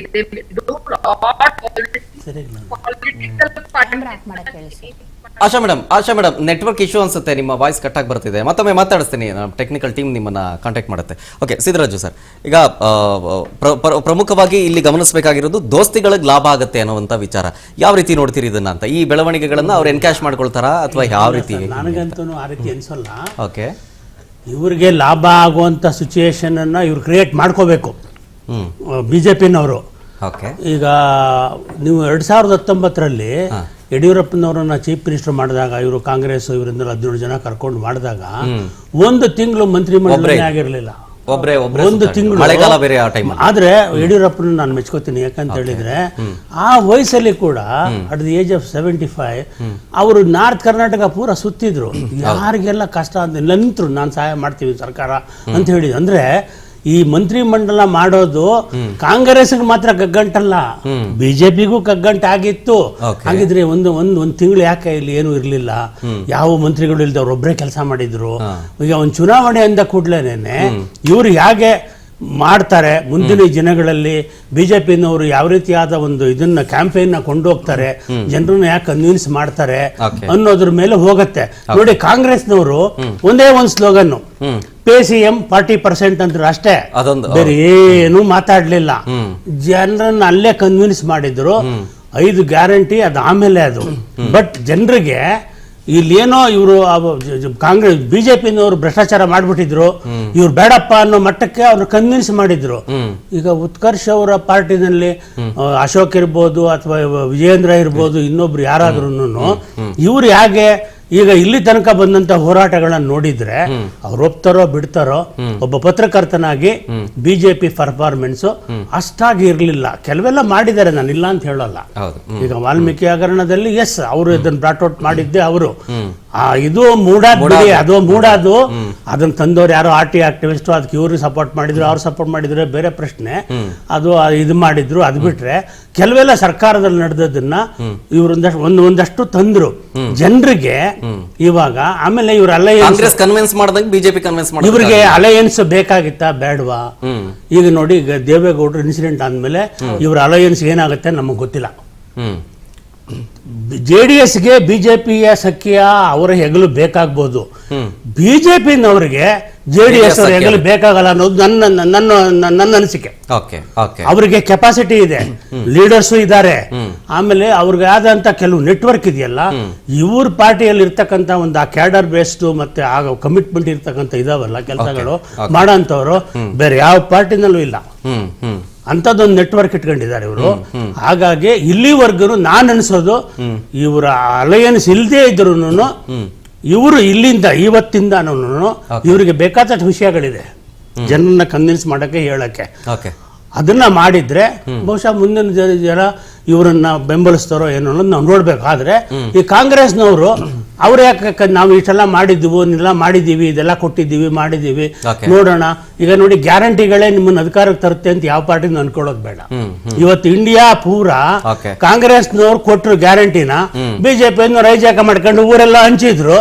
ಇವಾಗ ತಮಿಳ್ನಾಡಲ್ಲಿ ಏನಾಯ್ತು? DMK ಅನ್ನೋರು ಗ್ಯಾರಂಟಿ ಕೊಟ್ಟಿರ್ಲಿಲ್ವಾ, ಸವಲತ್ತು ಕೊಟ್ಟಿರ್ಲಿಲ್ವಾ? ಅಣ್ಣಾ DMK ನಾವು ಇನ್ನೂ ಹೆಚ್ಚಿಗೆ ಕೊಡ್ತೀವಿ ಅಂತ ಹೇಳಿದ್ವು, ಅವರಿಬ್ಬರು ನಂಬಲಿಲ್ಲ. ಅವರು ಒಬ್ಬ ನಟನ್ನ ಕೊಡ್ತೀನಿ ಅಂತ ಪರವಾಗಿಲ್ಲ ಕೊಡ್ಬೋದು ಅಂತ ನಂಬಿದ್ದಾರೆ. ಹಾಗಾಗಿ ಈಗ ಡೆಲ್ಲಿ ಸರ್ಕಾರ ಶುರು ಮಾಡಿದ್ದು ಆ ಪಕ್ಷಗಳು ವಾಟರ್ ಮತ್ತೆ ಎಲೆಕ್ಟ್ರಿಸಿಟಿನ ಅವರು ಶುರು ಮಾಡಿದ್ದು, ಬಸ್ ಕೊಟ್ಟಿದ್ದು ಫ್ರೀ ಮಹಿಳೆಯರಿಗೆ ಅಂತ ಅವರು ಶುರು ಮಾಡಿದ್ದು. ಆಮೇಲೆ ಬೇರೆಯವರು ಕಾಪಿ ಮಾಡಿ ಇವತ್ತು ಅವರೆಲ್ಲಿದ್ದಾರೆ ಅಲ್ವಾ? ಅರವಿಂದ್ ಕೇಜ್ರಿವಾಲ್ ಒಂದು ಸಣ್ಣ ಎಕ್ಸೈಸ್ ಒಂದು ಹಗರಣದಲ್ಲಿ ಹೋಗ್ಬಿಟ್ರು. ಹಂಗಾಗಿ ಈಗ ಒಂದು ಪ್ರತಿಪಕ್ಷವಾಗಿ ಇವ್ರು ಯಾವ ರೀತಿ ಕ್ಯಾಂಪೇನ್ ಮಾಡ್ತಾರೋ, ಇಲ್ಲ ಆಡಳಿತ ಪಕ್ಷವಾಗಿ ಯಾವ ರೀತಿ. ಈಗ ಕರ್ನಾಟಕದಲ್ಲಿ ನಾನು ಆಗ್ಲೇ ಹೇಳಿದೆ, 83ನಲ್ಲಿ ಬಂದಂತ ಒಂದು ಫ್ರಾಕ್ಚರ್ ವರ್ಡಿಕ್ಟ್ ಅಲ್ಲಿ ಜನತಾ ಪಾರ್ಟಿ, ಕ್ರಾಂತಿರಂಗ, ಬಿಜೆಪಿ ಅವರು 18 ಜನ ಇದ್ರು. ಇವರೆಲ್ಲರೂ ಸೇರಿ ಫಸ್ಟ್ ಎವರ್ ನಾನ್ ಕಾಂಗ್ರೆಸ್ ಗೌರ್ಮೆಂಟ್ ಮಾಡಿದ್ರು. ಆ ಗಲಾಟೆಗಳಲ್ಲಿ ರಾಮಕೃಷ್ಣ ಹೆಗಡೆ ಡಿಸಾಲ್ವ್ ಮಾಡಿ ಹೋದ್ರು. 85ನಲ್ಲಿ ಮತ್ತೆ ಎಲೆಕ್ಟ್ ಆದ್ರು. ಅನಂತರ 88 ಎಲ್ಲ ಜನತಾ ದಳ ಆಗಿದ್ದು. ಅದಾದ ನಂತರ ಇನ್ನೊಂದು ಪಾರ್ಟಿ ನಿಮಗೆ ಬಂದೇ ಇಲ್ಲ. ಆಲ್ಟರ್ನೇಟಿವ್ ಆಗಿ ಯಾವ್ದು ಬೇರೆ ಬೇರೆ ಸರ್ಕಾರ ಬದಲಿಸ್ತಾ ಇದ್ದಾರೆ. ಹಂಗಾಗಿ ಕಾಂಗ್ರೆಸ್ನವರು ತುಂಬಾ ನಾವು ಇಷ್ಟೆಲ್ಲ ಮಾಡಿದೀವಿ, ನಮ್ಗೆ ಅಧಿಕಾರ ಬಂದೇ ಬಿಡುತ್ತೆ ಅಂತ ಅವರು ನೆಚ್ಚಿ ಕೂತ್ಕೊಳ್ಳುವಂತ ಪರಿಸ್ಥಿತಿ ಏನು ಇಲ್ಲ. ಬಿಜೆಪಿನವರು ಹೆಂಗು ಚೇಂಜ್ ಮಾಡೇ ಮಾಡ್ತಾರೆ. ಇವ್ರು ಹೋಗ್ತಾರೆ, ನಾವು ಬರ್ತೀವಿ ಅಂತ ನೆಚ್ಕೊಂಡು ಕೂತ್ಕೊಳ್ಳೋದು ಒಳ್ಳೇದಲ್ಲ ಅನ್ನೋದು ನನ್ನೊಂದು ಅಡ್ವೈಸ್. ಸೈಲೆಂಟ್ ಹಾಕೋರೋ ಅವಶ್ಯಕತೆ ಇಲ್ಲ ಅಂತ. ಓಕೆ ಪುಷ್ಪಾ ಮೇಡಮ್, ಈಗ 2ನೇ ಲಿಸ್ಟ್ ವಿಚಾರಕ್ಕೆ ಸಂಬಂಧಪಟ್ಟಂತೆ ಮಾತಾಡ್ತಾ ಇದ್ದೆ. ಈಗ ಆಲ್ರೆಡಿ ಇದ್ರ ಬಗ್ಗೆ ಲಾಬಿ ನಡೆಸ್ತಾ ಇದ್ದಾರೆ. ಜಮೀರ್ ಅಹಮದ್ ಖಾನ್ ಅವ್ರಿಗೆ ಮಿಸ್ ಆಯ್ತು ಮೊದಲ ಒಂದು ಪಟ್ಟಿಯಲ್ಲಿ ಅಂತ. ಅದಕ್ಕೆ ಕಾರಣ ಅವರದ್ದು ಅನ್ನಲಾದಂತಹ ಆಡಿಯೋ ವೈರಲ್ ಆಗಿತ್ತು. ಈಗ 2ನೇ ಲಿಸ್ಟ್ ಅಲ್ಲೂ ಅವ್ರ ಹೆಸರಿಲ್ಲ ಅಂದಮೇಲೆ ಒಂದು ಅತಿ ದೊಡ್ಡ ಶಕ್ತಿ ಕಾಂಗ್ರೆಸ್ ಕಳ್ಕೊಂಡಂಗೆ ಆಗುತ್ತೆ ಅನ್ನುವಂಥ ವಾರ್ನಿಂಗ್ ಅನ್ನ ಅವರ ಬೆಂಬಲಿಗರು ಜೊತೆಗೆ ಅವ್ರ ಜೊತೆ ಇರುವಂತ ಕಾರ್ಯಕರ್ತರು ಹೇಳ್ತಿದ್ದಾರೆ. ಇದು ಎಫೆಕ್ಟ್ ಆಗೋದಿಲ್ವಾ ನಿಮಗೆ? ಜೊತೆಗೆ ಈಗ ಆಲ್ರೆಡಿ ಈ ಟ್ರಬಲ್ ಶೂಟರ್ ಅವ್ರ ವಿರುದ್ಧ KN ರಾಜಣ್ಣ ಅವರು ನಿಂತಿರೋದನ್ನ ಗಮನಿಸ್ತಾ ಇರ್ಬೋದು. ಅವ್ರು ಕೊಡ್ತಾ ಇರುವಂತ ಸ್ಟೇಟ್ಮೆಂಟೇ ಅದಕ್ಕೆ ಕಾರಣ. ಸೊ ಇದನ್ನ ಯಾವ ರೀತಿ ನೋಡ್ತೀರಿ, ನಿಭಾಯಿಸ್ತಾರೆ ಅವರು ಅಂತ? ಸರ್ 100% ನಿಭಾಯಿಸ್ತೀವಿ. ನೋಡಿ, ಜಮೀರ್ ಸರ್ದು ಸಾಹೇಬ್ರದು ಏನು ಒಂದು ಆಡಿಯೋ ಬಂದಿದೆ, ಅದರಿಂದ ಸ್ವಲ್ಪ ಈ ಮೊದಲನೇ ಒಂದು ಲಿಸ್ಟ್ ಅಲ್ಲಿ ಬರಕ್ಕೆ ಸಾಧ್ಯ ಆಗ್ಲಿಲ್ಲ ಅಂತ ನನ್ನ ವೈಯಕ್ತಿಕ ಅಭಿಪ್ರಾಯ. ಅದು ಎಷ್ಟರ ಮಟ್ಟಿಗೆ ಅನ್ನೋದು ಅದಿನ್ನು ಪ್ರೂವ್ ಆಗ್ಲಿಲ್ಲ. ನಾವೇನ್ ಸೆಕೆಂಡ್ ಲಿಸ್ಟ್ ಅಲ್ಲಿ ಅವ್ರ ಹೆಸರು ಬರಲ್ಲ ಅಂತ ಹೇಳಕ್ಕಾಗಲ್ಲ, ಬರಬಹುದಲ್ವಾ? ಸೊ ಅದರಿಂದ ಅವರು ಎಲ್ರಿಗೂ ಎಲ್ಲ ಅಭಿಮಾನಿಗಳು ಇರ್ತಾರೆ. ಯಾಕಂದ್ರೆ ಒಂದು ನೋಡಿ, ಒಂದು ನಾಯಕ ಅಂದ್ಮೇಲೆ ಅವ್ರದೇ ಆದ ಒಂದು ಅಭಿಮಾನಿ ಬಳಗ ಇರುತ್ತೆ. ನಮ್ಮ ಇವ್ರು ಕೊಡಿ ಅಂತ 137 ಶಾಸಕರಿಗೂ ತಮ್ಮದೇ ಆದ ಅಭಿಮಾನಿಗಳು ಇರ್ತಾರೆ, ತಮ್ಮದೇ ಆದ ವೋಟರ್ಸ್ ಇರ್ತಾರೆ. ಅವ್ರನ್ನ ಮಂತ್ರಿ ಮಾಡಿ ಅಂತ ಎಲ್ಲರೂ ಕೇಳ್ತಾರೆ, ಅದ್ರಲ್ಲಿ ತಪ್ಪಿಲ್ಲ. ಈಗ ಅಲ್ಪಸಂಖ್ಯಾತ ನಾಯಕರಾಗಿ ಏನು ಇವರು ಜಮೀರ್ ಅವರು ಗುರುಸ್ಕೊಂಡಿದ್ರು, ದಾವಣಗೆರೆಯಲ್ಲಿ ಕೆಲವೊಂದು ಬೆಳವಣಿಗೆಗಳಾಯ್ತು. ನಮ್ಮ ಮಾಧ್ಯಮದಲ್ಲೂ ಸಹ ಸಾಕಷ್ಟು ಡಿಸ್ಕಷನ್ಗಳಾಗಿದೆ. ಅಲ್ಲಿ SDPI ಸಹಾಯ ಮಾಡಿದ್ರು ಅಂತ ಕೆಲವರು ಆರೋಪ ಪ್ರತ್ಯಾರೋಪ, ಅವರವರೇ ಮುಸ್ಲಿಂ ವರ್ಸಸ್ ಮುಸ್ಲಿಂ ಒಂದಷ್ಟೆಲ್ಲ ನಡೀತು. ಸೊ ಎಲ್ಲ ಬೆಳವಣಿಗೆಗಳನ್ನ ಗಮನಿಸಿದಂತ ಹೈಕಮಾಂಡ್ ಮತ್ತೆ ಅದೇ ಸಮಯಕ್ಕೆ ಒಂದು ಆಡಿಯೋ ಏನ್ ಬಂತು, ಇದೆಲ್ಲ ಪರಿಶೀಲನೆ ಮಾಡಿ ನಾಳೆ ದಿನ ಅವ್ರದ್ದು ಏನು ಇರಲ್ಲ ಅಂತ ನನಗೂ ಅನಿಸ್ತಿದೆ. ಪಾತ್ರ ಏನು ಇರಲ್ಲ, ನಾಳೆ ಆಗ್ಬೋದು. ತನಿಖೆಯಲ್ಲಿ ಪ್ರೂವ್ ಆಗೋಯ್ತು, ಅವ್ರದೇ ವಾಯ್ಸು, ಅವರೇ ಮಾತಾಡಿರೋದು ಅಂತ ಪ್ರೂವ್ ಆಯ್ತು. ಅವಾಗ ಅಲ್ಲ, ನಾನು ಹೇಳ್ತಾ ಇರೋದು ಅವ್ರು ವಾರ್ನಿಂಗ್ ಕೊಡ್ತಾ ಇರೋದ್ರ ಬಗ್ಗೆ ಮಾತಾಡ್ತಿರೋದು ನಾನು. ಅಂದ್ರೆ 2ನೇ ಲಿಸ್ಟ್ ಅಲ್ಲೂ ಕೂಡ ಜಮೀರ್ ಅಹಮದ್ ಖಾನ್ ಅವರ ಹೆಸರು ಇಲ್ಲ ಅನ್ನೋದಾದ್ರೆ, ಅಂದ್ರೆ ಅವ್ರ ಬೆಂಬಲಿಗರು ಹೇಳ್ತಾ ಇರೋದು ಆಡಿಯೋ ಅದು ನಿಮ್ಗೆ ನಿಜಾನೋ ಸುಳ್ಳೋ ಅದು ಸೆಕೆಂಡ್ರಿ. ಅವರು ಪರಿಗಣನೆಗೆ ತಗೊಂಡಿಲ್ಲ. ಅವ್ರು ಹೇಳ್ತಿರೋದು 2ನೇ ಲಿಸ್ಟ್ ಅಲ್ಲಿ ಜಮೀರ್ ಅವ್ರ ಹೆಸರು ಬರಬೇಕು, ಬರ್ಲಿಲ್ಲ ಅಂತಂದ್ರೆ ನಮ್ ಮುಂದಿನ ನಡೆ ಏನಾಗಿರುತ್ತೆ ನಾವು ತೋರಿಸ್ತೀವಿ ಅಂತ ವಾರ್ನಿಂಗ್ ಕೊಡ್ತಾರೆ. ಅದರ ಜೊತೆಗೆ HD ಕುಮಾರಸ್ವಾಮಿ ಅವರನ್ನ ಭೇಟಿ ಮಾಡೋದಕ್ಕೆ ಜಮೀರ್ ಅಹಮದ್ ಖಾನ್ ಅವರು ಹೋಗ್ತಾರೆ, ಒಂದೊಂದು ಸ್ವಲ್ಪ ಹೊತ್ತು ಮಾತಾಡ್ತಾರೆ. ಈ ಎಲ್ಲಾ ಬೆಳವಣಿಗೆಗಳನ್ನ ಗಮನಿಸಿದಾಗ ಅವ್ರು ಗರ್ವಾಪ್ಸಿ ಆಗ್ತಾರೇನೋ ಅನ್ನುವಂತ ಮಾತು ಬರೋದು ಸಹಜನೇ. ಅಲ್ಲ, ಹೋಗ್ಲಿ, ಭೇಟಿ ಮಾಡ್ಲಿ ಸರ್. ಇದೆಲ್ಲ ಬೆಳವಣಿಗೆಗಳು ಎಲ್ಲಾ ಪಕ್ಷಗಳಲ್ಲೂ ನಡೀತಾ ಇರುತ್ತೆ. ನಮ್ DK ಸಾಹೇಬ್ರು ಮನೆ ಸದಾನಂದ ಗೌಡ್ರ ಮನೆಗೆ ಹೋದ್ರು ಅಂತ ನಾವು ಅದನ್ನ ಹಂಗ್ ತಗೊಳಕ್ ಆಗಲ್ಲ. ಯಾಕಂದ್ರೆ ಹೋಗ್ತಿರ್ತಾರೆ, ಅದೆಲ್ಲ ಇರಬಹುದು, ಇಲ್ದೇನು ಇರ್ಬೋದು, ನಾವ್ ಹೇಳಕ್ಕಾಗಲ್ಲ. ಆದ್ರೆ ಇಲ್ಲಿ ನೋಡಿ, ಮುಸ್ಲಿಂ ವರ್ಸಸ್ ಮುಸ್ಲಿಂ ಅಂತ ಏನು ಒಂದು ಇದು ನಡೆದಿದೆ, ಅದರಲ್ಲಿ ಒಂದು ವೇಳೆ ಜಮೀರ್ ಸಾಹೇಬ್ರದು ಆಯ್ತೋ ಆಗ್ಲಿಲ್ವೋ ಅಂದಾಗ ಇನ್ನಷ್ಟು ನಾಯಕರು ಮುಸ್ಲಿಂ ಅವರಿಗೆ, ಅಲ್ಪಸಂಖ್ಯಾತರಿಗೆ ಅವಕಾಶಗಳು ಕೊಡೋ. ಸಲೀಂ ಸರ್ ಇದ್ದಾರೆ, ರಿಜ್ವಾನ್ ಸರ್ ಇದ್ದಾರೆ, ಇನ್ನಷ್ಟು ನಾಯಕರು ಏನಿದ್ದಾರೆ ಅವರು ಕೆಲವೊಂದು ಪಕ್ಷದ ಚೌಕಟ್ಟಿನಲ್ಲಿ ಆ ಮಾನದಂಡಗಳ ಮೇಲೆ ಸಚಿವರನ್ನ ಮಾಡ್ತಾರೆ. ಅದು ಪಕ್ಷ ತೀರ್ಮಾನ ಮಾಡುತ್ತೆ, ನಮ್ಮ ಹೈಕಮಾಂಡ್ ತೀರ್ಮಾನ ಮಾಡುತ್ತೆ, ಅಥವಾ ನಮ್ಮ ಮುಖ್ಯಮಂತ್ರಿಗಳು ತೀರ್ಮಾನ ಮಾಡ್ತಾರೆ. ಆದ್ರೆ ಜಮೀರ್ ಸಾಹೇಬ್ರನ್ನ ಬಿಟ್ಬಿಡ್ತಾರೆ ಅನ್ನೋದು ನನಗೆ ಬಿಡಲ್ಲ ಅಂತಾನೆ ನನಗೂ ಅನಿಸ್ತಿದೆ, ನನ್ನ ಅಭಿಪ್ರಾಯ. ಜೊತೆಗೆ DK ಶಿವಕುಮಾರ್ ಅವರಿಗೆ KN ರಾಜಣ್ಣ ಅವರು ಸವಾಲಾಗ್ತಾರೆ. ಒಂದ್ ಕಡೆ ಒಂದ್ ಆಂಗಲ್ ನಲ್ಲಿ, ಇನ್ನೊಂದ್ ಕಡೆ ಅಧ್ಯಕ್ಷರು ಸವಾಲಾಗ್ತಾರೆ. ಅವ್ರಿಗೆ ಒಮ್ಮನೆ ಕೊಟ್ಟಂತ ಸ್ಟೇಟ್ಮೆಂಟ್ ನೋಡಿದಿರಿ, ಏನೋ ಅಧಿಕಾರ ಬೇಕು ಅಂದ್ರೆ ಅಥವಾ ಸಚಿವ ಸ್ಥಾನ ಬೇಕು ಅಂದ್ರೆ ಅವ್ರ ಹತ್ರ ಹೋಗಿ ಪಕ್ಷ ಕಟ್ಟಬೇಕು, ರಾಹುಲ್ ಗಾಂಧಿ ಅವರ ಕೈ ಬಲಪಡಿಸಬೇಕು, ಸೋನಿಯಾ ಗಾಂಧಿ ಅವರ ಕೈ ಬಲಪಡಿಸಬೇಕು ಅಂದ್ರೆ ನನ್ನ ಹತ್ರ ಬನ್ನಿ ಅಂತ. ಒಂದ್ ನಿಮಿಷ ನಾನು ಹೇಳ್ತೀನಿ ಸರ್, ಪಕ್ಷದಲ್ಲಿ ಕಾರ್ಯಕರ್ತರೇ ಮತದಾನ ಪ್ರಭುಗಳೇ. ರಾಜ್ಕುಮಾರ್ದವ್ರದ್ದು ನಮ್ಮ ಸಿದ್ದರಾಮಯ್ಯ ಸಾಹೇಬರು ಕೊನೆ ಅವರು ಅಧಿಕಾರ ಬಿಟ್ಕೊಟ್ಟಾಗ್ಲೂ ಹೇಳಿದ್ರು, ನಮ್ಗೆ ಏನು ಮತ ಕೊಡ್ತಾರೆ ಅವರೇ ನಮ್ಗೆ ದೇವರು ಅಂತ. ಸೊ ಆ ನಿಟ್ಟಿನಲ್ಲಿ ಆ ಪ್ರಜೆಗಳನ್ನ ತಲುಪಿ ಕಾರ್ಯಕರ್ತರು ಕೆಲಸ ಮಾಡಿ ನಾವು ಕೆಲಸ ಮಾಡ್ಬೇಕು ಅನ್ನೋ ಮನಸ್ಥಿತಿ ಇರೋರು ನನ್ ಜೊತೆ ಬನ್ನಿ. ಇಲ್ಲ, ನಾನು ಅಧಿಕಾರಕ್ಕೆ ಬಂದಿದ್ದೀನಿ, ನಾನೇನೋ ಒಂದು ಲಾಭ ಪಡ್ಕೊಳಕ್ ಬಂದಿದ್ದೀನಿ, ಅಥವಾ ನನಗೆ ಈ ಹುದ್ದೆ ಬೇಕು ಅಂತ ಯಾರು ಹೆಚ್ಚಾಗಿ ಇರ್ತೀರಾ ನೀವು ಅಲ್ಲೇ ಹೋಗಿ ಅನ್ನೋ ರೀತಿಯಲ್ಲಿ ಅವರು ಹೇಳಿದ್ದಾರೆ. ಅದು ತಪ್ಪು ಅಂತಾನು ನಾನು ಹೇಳಲ್ಲ. ಪಕ್ಷಕ್ಕೆ ಕಾರ್ಯಕರ್ತನೇ ಮುಖ್ಯ. ನೀನು ಎಷ್ಟೇ ದೊಡ್ಡ ಹುದ್ದೆಗೆ ಹೋದ್ರು ಸಹ ನೀನು ಕಾರ್ಯಕರ್ತನಾಗಿ ಕೆಲಸ ಮಾಡಬೇಕು. ಇಲ್ಲ ಸರ್, ಅಲ್ಲಲ್ಲ, ಅವರು ಮಾತಿನ ಶೈಲಿ ಹಂಗಿರ್ಬೋದು, ಅವ್ರು ಹೇಳಿರೋ ಒಂದು ಅರ್ಥ ಅಷ್ಟೇ ಇರೋದು. ಸರ್, ನಿಮಗೆ ಅಧಿಕಾರ ಬೇಕು, ನಾನೇನೋ ಇಲ್ಲಿ ನಾನು ಪಡ್ಕೊಳಕ್ ಇರೋ ಆಗಿದ್ರೆ ನೀವು ಅಲ್ಲಿ ಹೋಗಿ, ಇಲ್ಲ ನೀವು ಕಾರ್ಯಕರ್ತರಾಗಿ ಕೆಲಸ ಮಾಡ್ತೀರಿ ಅಂದಾಗ ಪಕ್ಷ ಕಟ್ಟೋಣ, ಅವ್ರ ಕೈ ಬಲ ಪಡಿಸೋಣ ಅಂತಂದ್ರೆ ಯಾರು ಬರ್ತಾರೆ? ಎಲ್ರಿಗೂ ಅಧಿಕಾರನೇ ಆಸೆ ಇರುತ್ತೆ ಸರ್.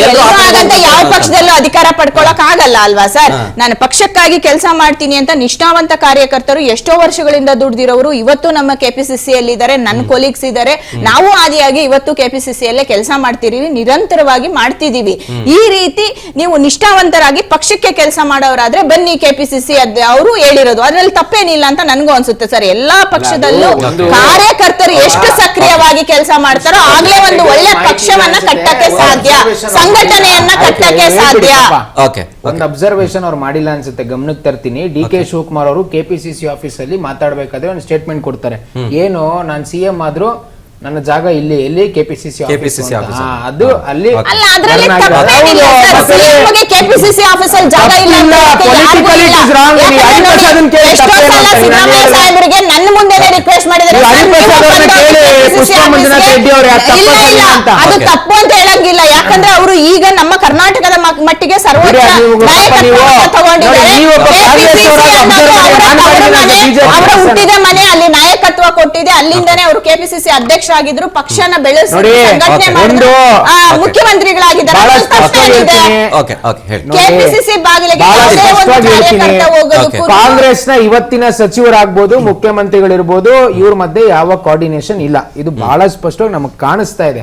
ಇಲ್ಲಾಂದ್ರೆ ಒಬ್ಬ ಸಿಟ್ಟಿಂಗ್ ಚೀಫ್ ಮಿನಿಸ್ಟರ್ ಮೇಲೆ KN ರಾಜಣ್ಣ ಒಬ್ಬ MLA ಬಂದ್ಬಿಟ್ಟು ಹೇಳ್ತಾರೆ ಯಾವ ಟ್ರಬಲ್ ಶೂಟರ್ ರೀ, ನನ್ಗೆ ಯಾವ ಖಾತೆ ಬೇಡ DK ಅವ್ರ ಸಂಪುಟದಲ್ಲಿ ಅಂತ ಮಾತಾಡ್ತಾರೆ. BK ಹರಿಪ್ರಸಾದ್ ಅಧಿಕಾರ ಬೇಕಂದ್ರೆ ಇಲ್ಲಿ ಬನ್ನಿ, ಇಲ್ಲಾಂದ್ರೆ ಅಲ್ಲಿ ಹೋಗಿ ಅಂತ ನೇರವಾಗಿ ಸವಾಲೇ ಹಾಕಿದ್ದಾರೆ. ಈಗ ಅವ್ರನ್ನ ಪಕ್ಷದ ಚೌಕಟ್ಟನ್ನ ಮೀರಿ ಹೇಳಿಕೆಗಳನ್ನ ಕೊಟ್ಟಿದ್ದಾರೆ ಅಂತಾನೆ ಅವರು ಕೇಳಿಸ್ಕೊಂಡ್ರಿ, ಆಯ್ತು. ಕೇಳಿಸ್ಕೋಬೇಕು ಪುಷ್ಪರಾಜ್ ರೆಡ್ಡಿ ಅವರೇ. ನಮ್ಮ ಪಕ್ಷ ಕೇಳಿಸ್ಕೊಳ್ಳೋ ದಮ್ಮಿರ್ಬೇಕ್ರಿ. ಅಲ್ಲ ರೀ, ಬಸವರಾಜ್ ಯತ್ನಾಳ್ ಯಾಕೆ ಉಚ್ಚಾಟನೆ ಮಾಡಿದ್ದಾರೆ, ಈಶ್ವರಪ್ಪ ಅವ್ರನ್ನ ಯಾಕೆ ಉಚ್ಚಾಟನೆ ಮಾಡಿದ್ದಾರೆ ಇವರು? ಮುಗಿಸ್ಬಿಡ್ಲಿ ಅವರು. ಒಂದ್ ಸೆಕೆಂಡ್ ಮೇಡಮ್. ಇವರ ಮಧ್ಯೆ ಯಾವ ಕೋಆರ್ಡಿನೇಷನ್ ಇಲ್ಲ, ಯಾವ ಕೋಆರ್ಡಿನೇಷನ್ ಇಲ್ಲ. ಸಂಪೂರ್ಣವಾಗಿ ಸರ್ಕಾರ ಕುಲಗೆಟ್ಟು, ಸಂಪೂರ್ಣವಾಗಿ ಅವಿಶ್ವಾಸ ಸೆಕೆಂಡ್ ಮೇಡಮ್, ಬರ್ತೀನಿ ನಿಮ್ಮ ಹತ್ರ ಮತ್ತೆ ಬರ್ತೀನಿ. ಪುಷ್ಪ ಅವರೇ, ಒಬ್ರು ಮಾತಾಡಿ ದಯವಿಟ್ಟು. ಪುಷ್ಪ ಅವರೇ,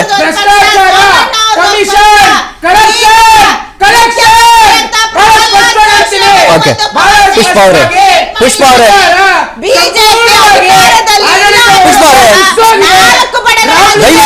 ದಯವಿಟ್ಟು ಒಬ್ಬರಾದ್ಮೇಲೆ ಮಾತಾಡಿ. ಶಿವಕುಮಾರ್ ಬಂದ್ರು, ರಾಜ್ಯದ ಇವತ್ತಿನ ಏನು ಕಷ್ಟದ ಪರಿಸ್ಥಿತಿಯನ್ನ ನಿಭಾಯಿಸ್ಲಿಕ್ಕೆ ಸಾಧ್ಯನೇ ಇಲ್ಲ. ಕಾಂಗ್ರೆಸ್ ವಕ್ತಾರರು ಸ್ಟುಡಿಯೋ ಕುತ್ಕೊಂಡು ಎಷ್ಟು ಬಾಯ್ ಮಾಡ್ಕೊಂಡ್ರು ಜನ ನಿಮ್ಗೆ ಇವತ್ತು ರಸ್ತೆ ನಾನು ಮಾತಾಡಿಸ್ತೀನಿ. ಪುಷ್ಪ ಅವರೇ, ಪುಷ್ಪ ಅವರೇ ಮಾತಾಡಿಸ್ತೀನಿ. ಮಾತಾಡಿಸ್ತೀನಿ ಮಾತಾಡಿಸ್ತೀನಿ ಪುಷ್ಪ ಅವರೇ ಮಾತಾಡಿಸ್ತೀನಿ. ಒಂದ್ ಸೆಕೆಂಡ್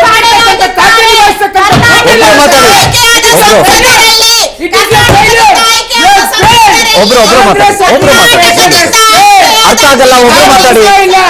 ಒಬ್ರು ಮಾತಾಡಿ ಅರ್ಥ ಆಗಲ್ಲ. ರಾಮಲಿಂಗಾರೆಡ್ಡಿ ಇರ್ಬೋದು, ಕೃಷ್ಣ ಬೈರೇಗೌಡ ಇರ್ಬೋದು, DK ಶಿವಕುಮಾರ್ ಇರ್ಬೋದು, ಒಬ್ರು ಕರ್ನಾಟಕದ ಪರಿಸ್ಥಿತಿಯನ್ನ ಉದ್ಧಾರ ಮಾಡ್ಲಿಕ್ಕೆ ಸಾಧ್ಯ ಇಲ್ಲ. ಬಹಳ ಸ್ಪಷ್ಟವಾಗಿ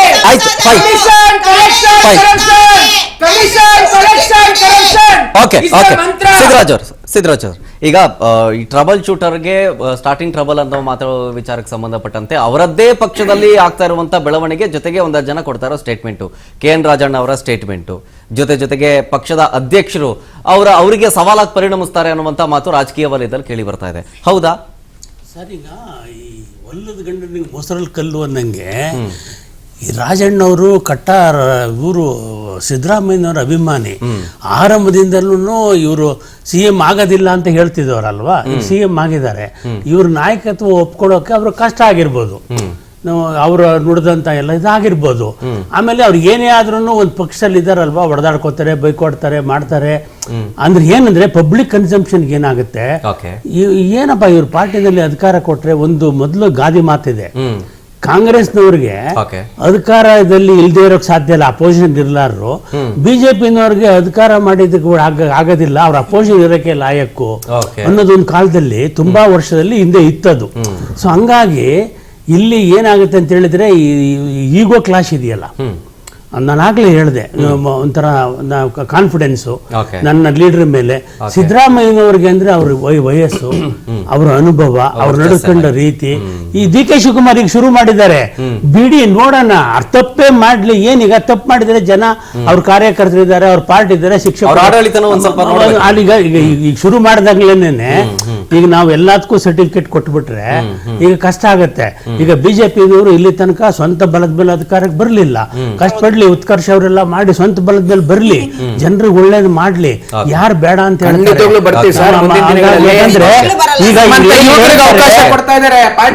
ಇವ್ರು ಏನೆಲ್ಲ ಹೇಳಿದ್ರು ಅದನ್ನೇ ಅಲಿಗೇಷನ್ ಇವ್ರ ಮೇಲೆ ಮಾಡಿ ಕಾಂಗ್ರೆಸ್ ಅವ್ರ ಅಧಿಕಾರಕ್ಕೆ ಬಂದಿದ್ದು, ನೀವು ಏನೇನೋ ಮಾಡಿದ್ರಿ ಅಂತಾನೆ. ಹಂಗಾಗಿ ನಿಮ್ಗೂ ಮಾಡಿ ನೀವು ಜನರಿಗೆ ರಾಹುಲ್ ಗಾಂಧಿ ಎಲ್ರಿಗೂ ನವ ಯುವಕರು ಚಿರಯುವಕರು ಲಾಸ್ಟ್ 2 minutes ಇದೆ, ನೀವು ಫೈನಲ್ ಆಗಿ ಹೇಳೋದಾದ್ರೆ ಮೇಡಮ್. ನೋಡಿ ಸರ್, ಬಿಜೆಪಿ ಅವರು ಏನೇ ಒಂದು ಆರೋಪಗಳು ಏನೇನೇ ಮಾಡ್ಲಿ ನಮ್ಮ ಸರ್ಕಾರನ ಅವ್ರ ಕೈಯಲ್ಲಿ ಅಲಗಾಡ್ಸಕ್ ಆಗಲ್ಲ. ಸರ್ಕಾರ ನಾವ್ ಯಾಕೆ ಅಲಗಾಡಿಸ್ಬೇಕು? 28 ಜನ ಅಲಗಾಡಿಸ್ತಾರೆ ಬಿಡಿ ಪುಷ್ಪಾರೆ. 28 ಜನ ಅಲಗಾಡಿಸ್ತಾರೆ. ಬಹಳ ಸ್ಪಷ್ಟವಾಗಿ ಇಲ್ಲ, ಅವ್ರು ಯಾವ ಮಾತಾಡ್ಬೇಕಾದ್ರೆ ಡಿಸೈಡ್ ಮಾಡಿದಾಗ ನಾವು ಹೇಳ್ಬೇಕಾಗುತ್ತಲ್ಲ, ಸುಳ್ಳುಗಳನ್ನ ಹೇಳಿದಾಗ ಬಿಡಕ್ಕಾಗೋದಿಲ್ಲ. ಹಂಗೆ 28 ಜನ ಪಾಠ ಕಲಿಸ್ತಾರೆ ಇವ್ರಿಗೆ. ಇವರು ಡಾಕ್ಟರ್ ಜಿ ಪರಮೇಶ್ವರ್ ಅವ್ರಿಗೆ ಯೂತ್ ಎಂಪವರ್ಮೆಂಟ್ ಅಂತೆ. ಯಾವ ಯೂತ್ ಎಂಪವರ್ಮೆಂಟ್? 72 ವರ್ಷದೊಬ್ಬ ವ್ಯಕ್ತಿ ಯೂತ್ ಎಂಪವರ್ಮೆಂಟ್ ಹೇಗ್ ಮಾಡ್ಲಿಕ್ಕೆ ಸಾಧ್ಯ? ಅಲ್ಲ, ಒಂದು ಎಕ್ಸ್ಪೀರಿಯನ್ಸ್ ಮೇಲೆ ಬರ್ತದಲ್ಲ, ಒಂದು ಎಕ್ಸ್ಪೀರಿಯನ್ಸ್ ಮೇಲೆ ಬರ್ತದಲ್ಲ, ಅಲ್ಲ ಒಂದು ಎಕ್ಸ್ಪೀರಿಯನ್ಸ್ ಅಲ್ಲ, ಎಕ್ಸ್ಪೀರಿಯನ್ಸ್ ಮೇಲೆ ನೋಡ್ತಾರಲ್ಲ. ಖಾತೆಗಳನ್ನ ಬೇಕಾಬಿಟ್ಟಿ ಹಂಚಿದ್ದಾರೆ ಇವರು, ಬೇಕಾಬಿಟ್ಟಿ ಹಂಚಿರುವಂತದ್ದು. ಯಾಕೆ ಬರ್ತಕ್ಕಂತ ಹಣವನ್ನ ಕಾಂಗ್ರೆಸ್ನ ಹೈಕಮಾಂಡ್ ಕಳಿಸ್ಲಿಕ್ಕೆ. ಕರ್ನಾಟಕ ATM ಆಗಿದೆ ಕಾಂಗ್ರೆಸ್ನವರಿಗೆ. ಕರ್ನಾಟಕ ಉತ್ಕರ್ಷ್ ಅವರೇ ಫೈನಲ್ ಆಯ್ತು ಆಯ್ತು, ಬರ್ತೀನಿ ಉತ್ಕರ್ಷ್ ಅವರೇ, ಬರ್ತೀನಿ. ರಣದೀಪ್ ಸಿಂಗ್ ಸುರ್ಜೇವಾಲಾ ಕಳಿಸ್ಬೇಕು. ಕಾಂಗ್ರೆಸ್ ಗವರ್ಮೆಂಟ್ ಇನ್ 2 ವರ್ಷದಲ್ಲಿ ಏನು ಬದಲಾವಣೆ ಆಗಲ್ಲ ರಾಜ್ಯದಲ್ಲಿ.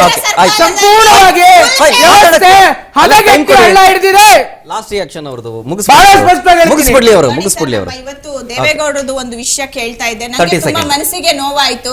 ಏನು ಪ್ರಹ್ಲಾದ್ ಜೋಶಿ ಅವರು ಮೋದಿ ಇದು ರಾಜ್ಯಸಭಾ ಸ್ಥಾನಕ್ಕೆ ದೇವೇಗೌಡರು ಹೋಗ್ಬೇಕಾಗಿತ್ತು. ನೋಡ್ರಿ, ಅದೇ ಜೆಡಿಎಸ್ ಅವರು ಹೇಳಿದ್ದಾರೆ ಟಿಕೆಟ್ ಅಂತ.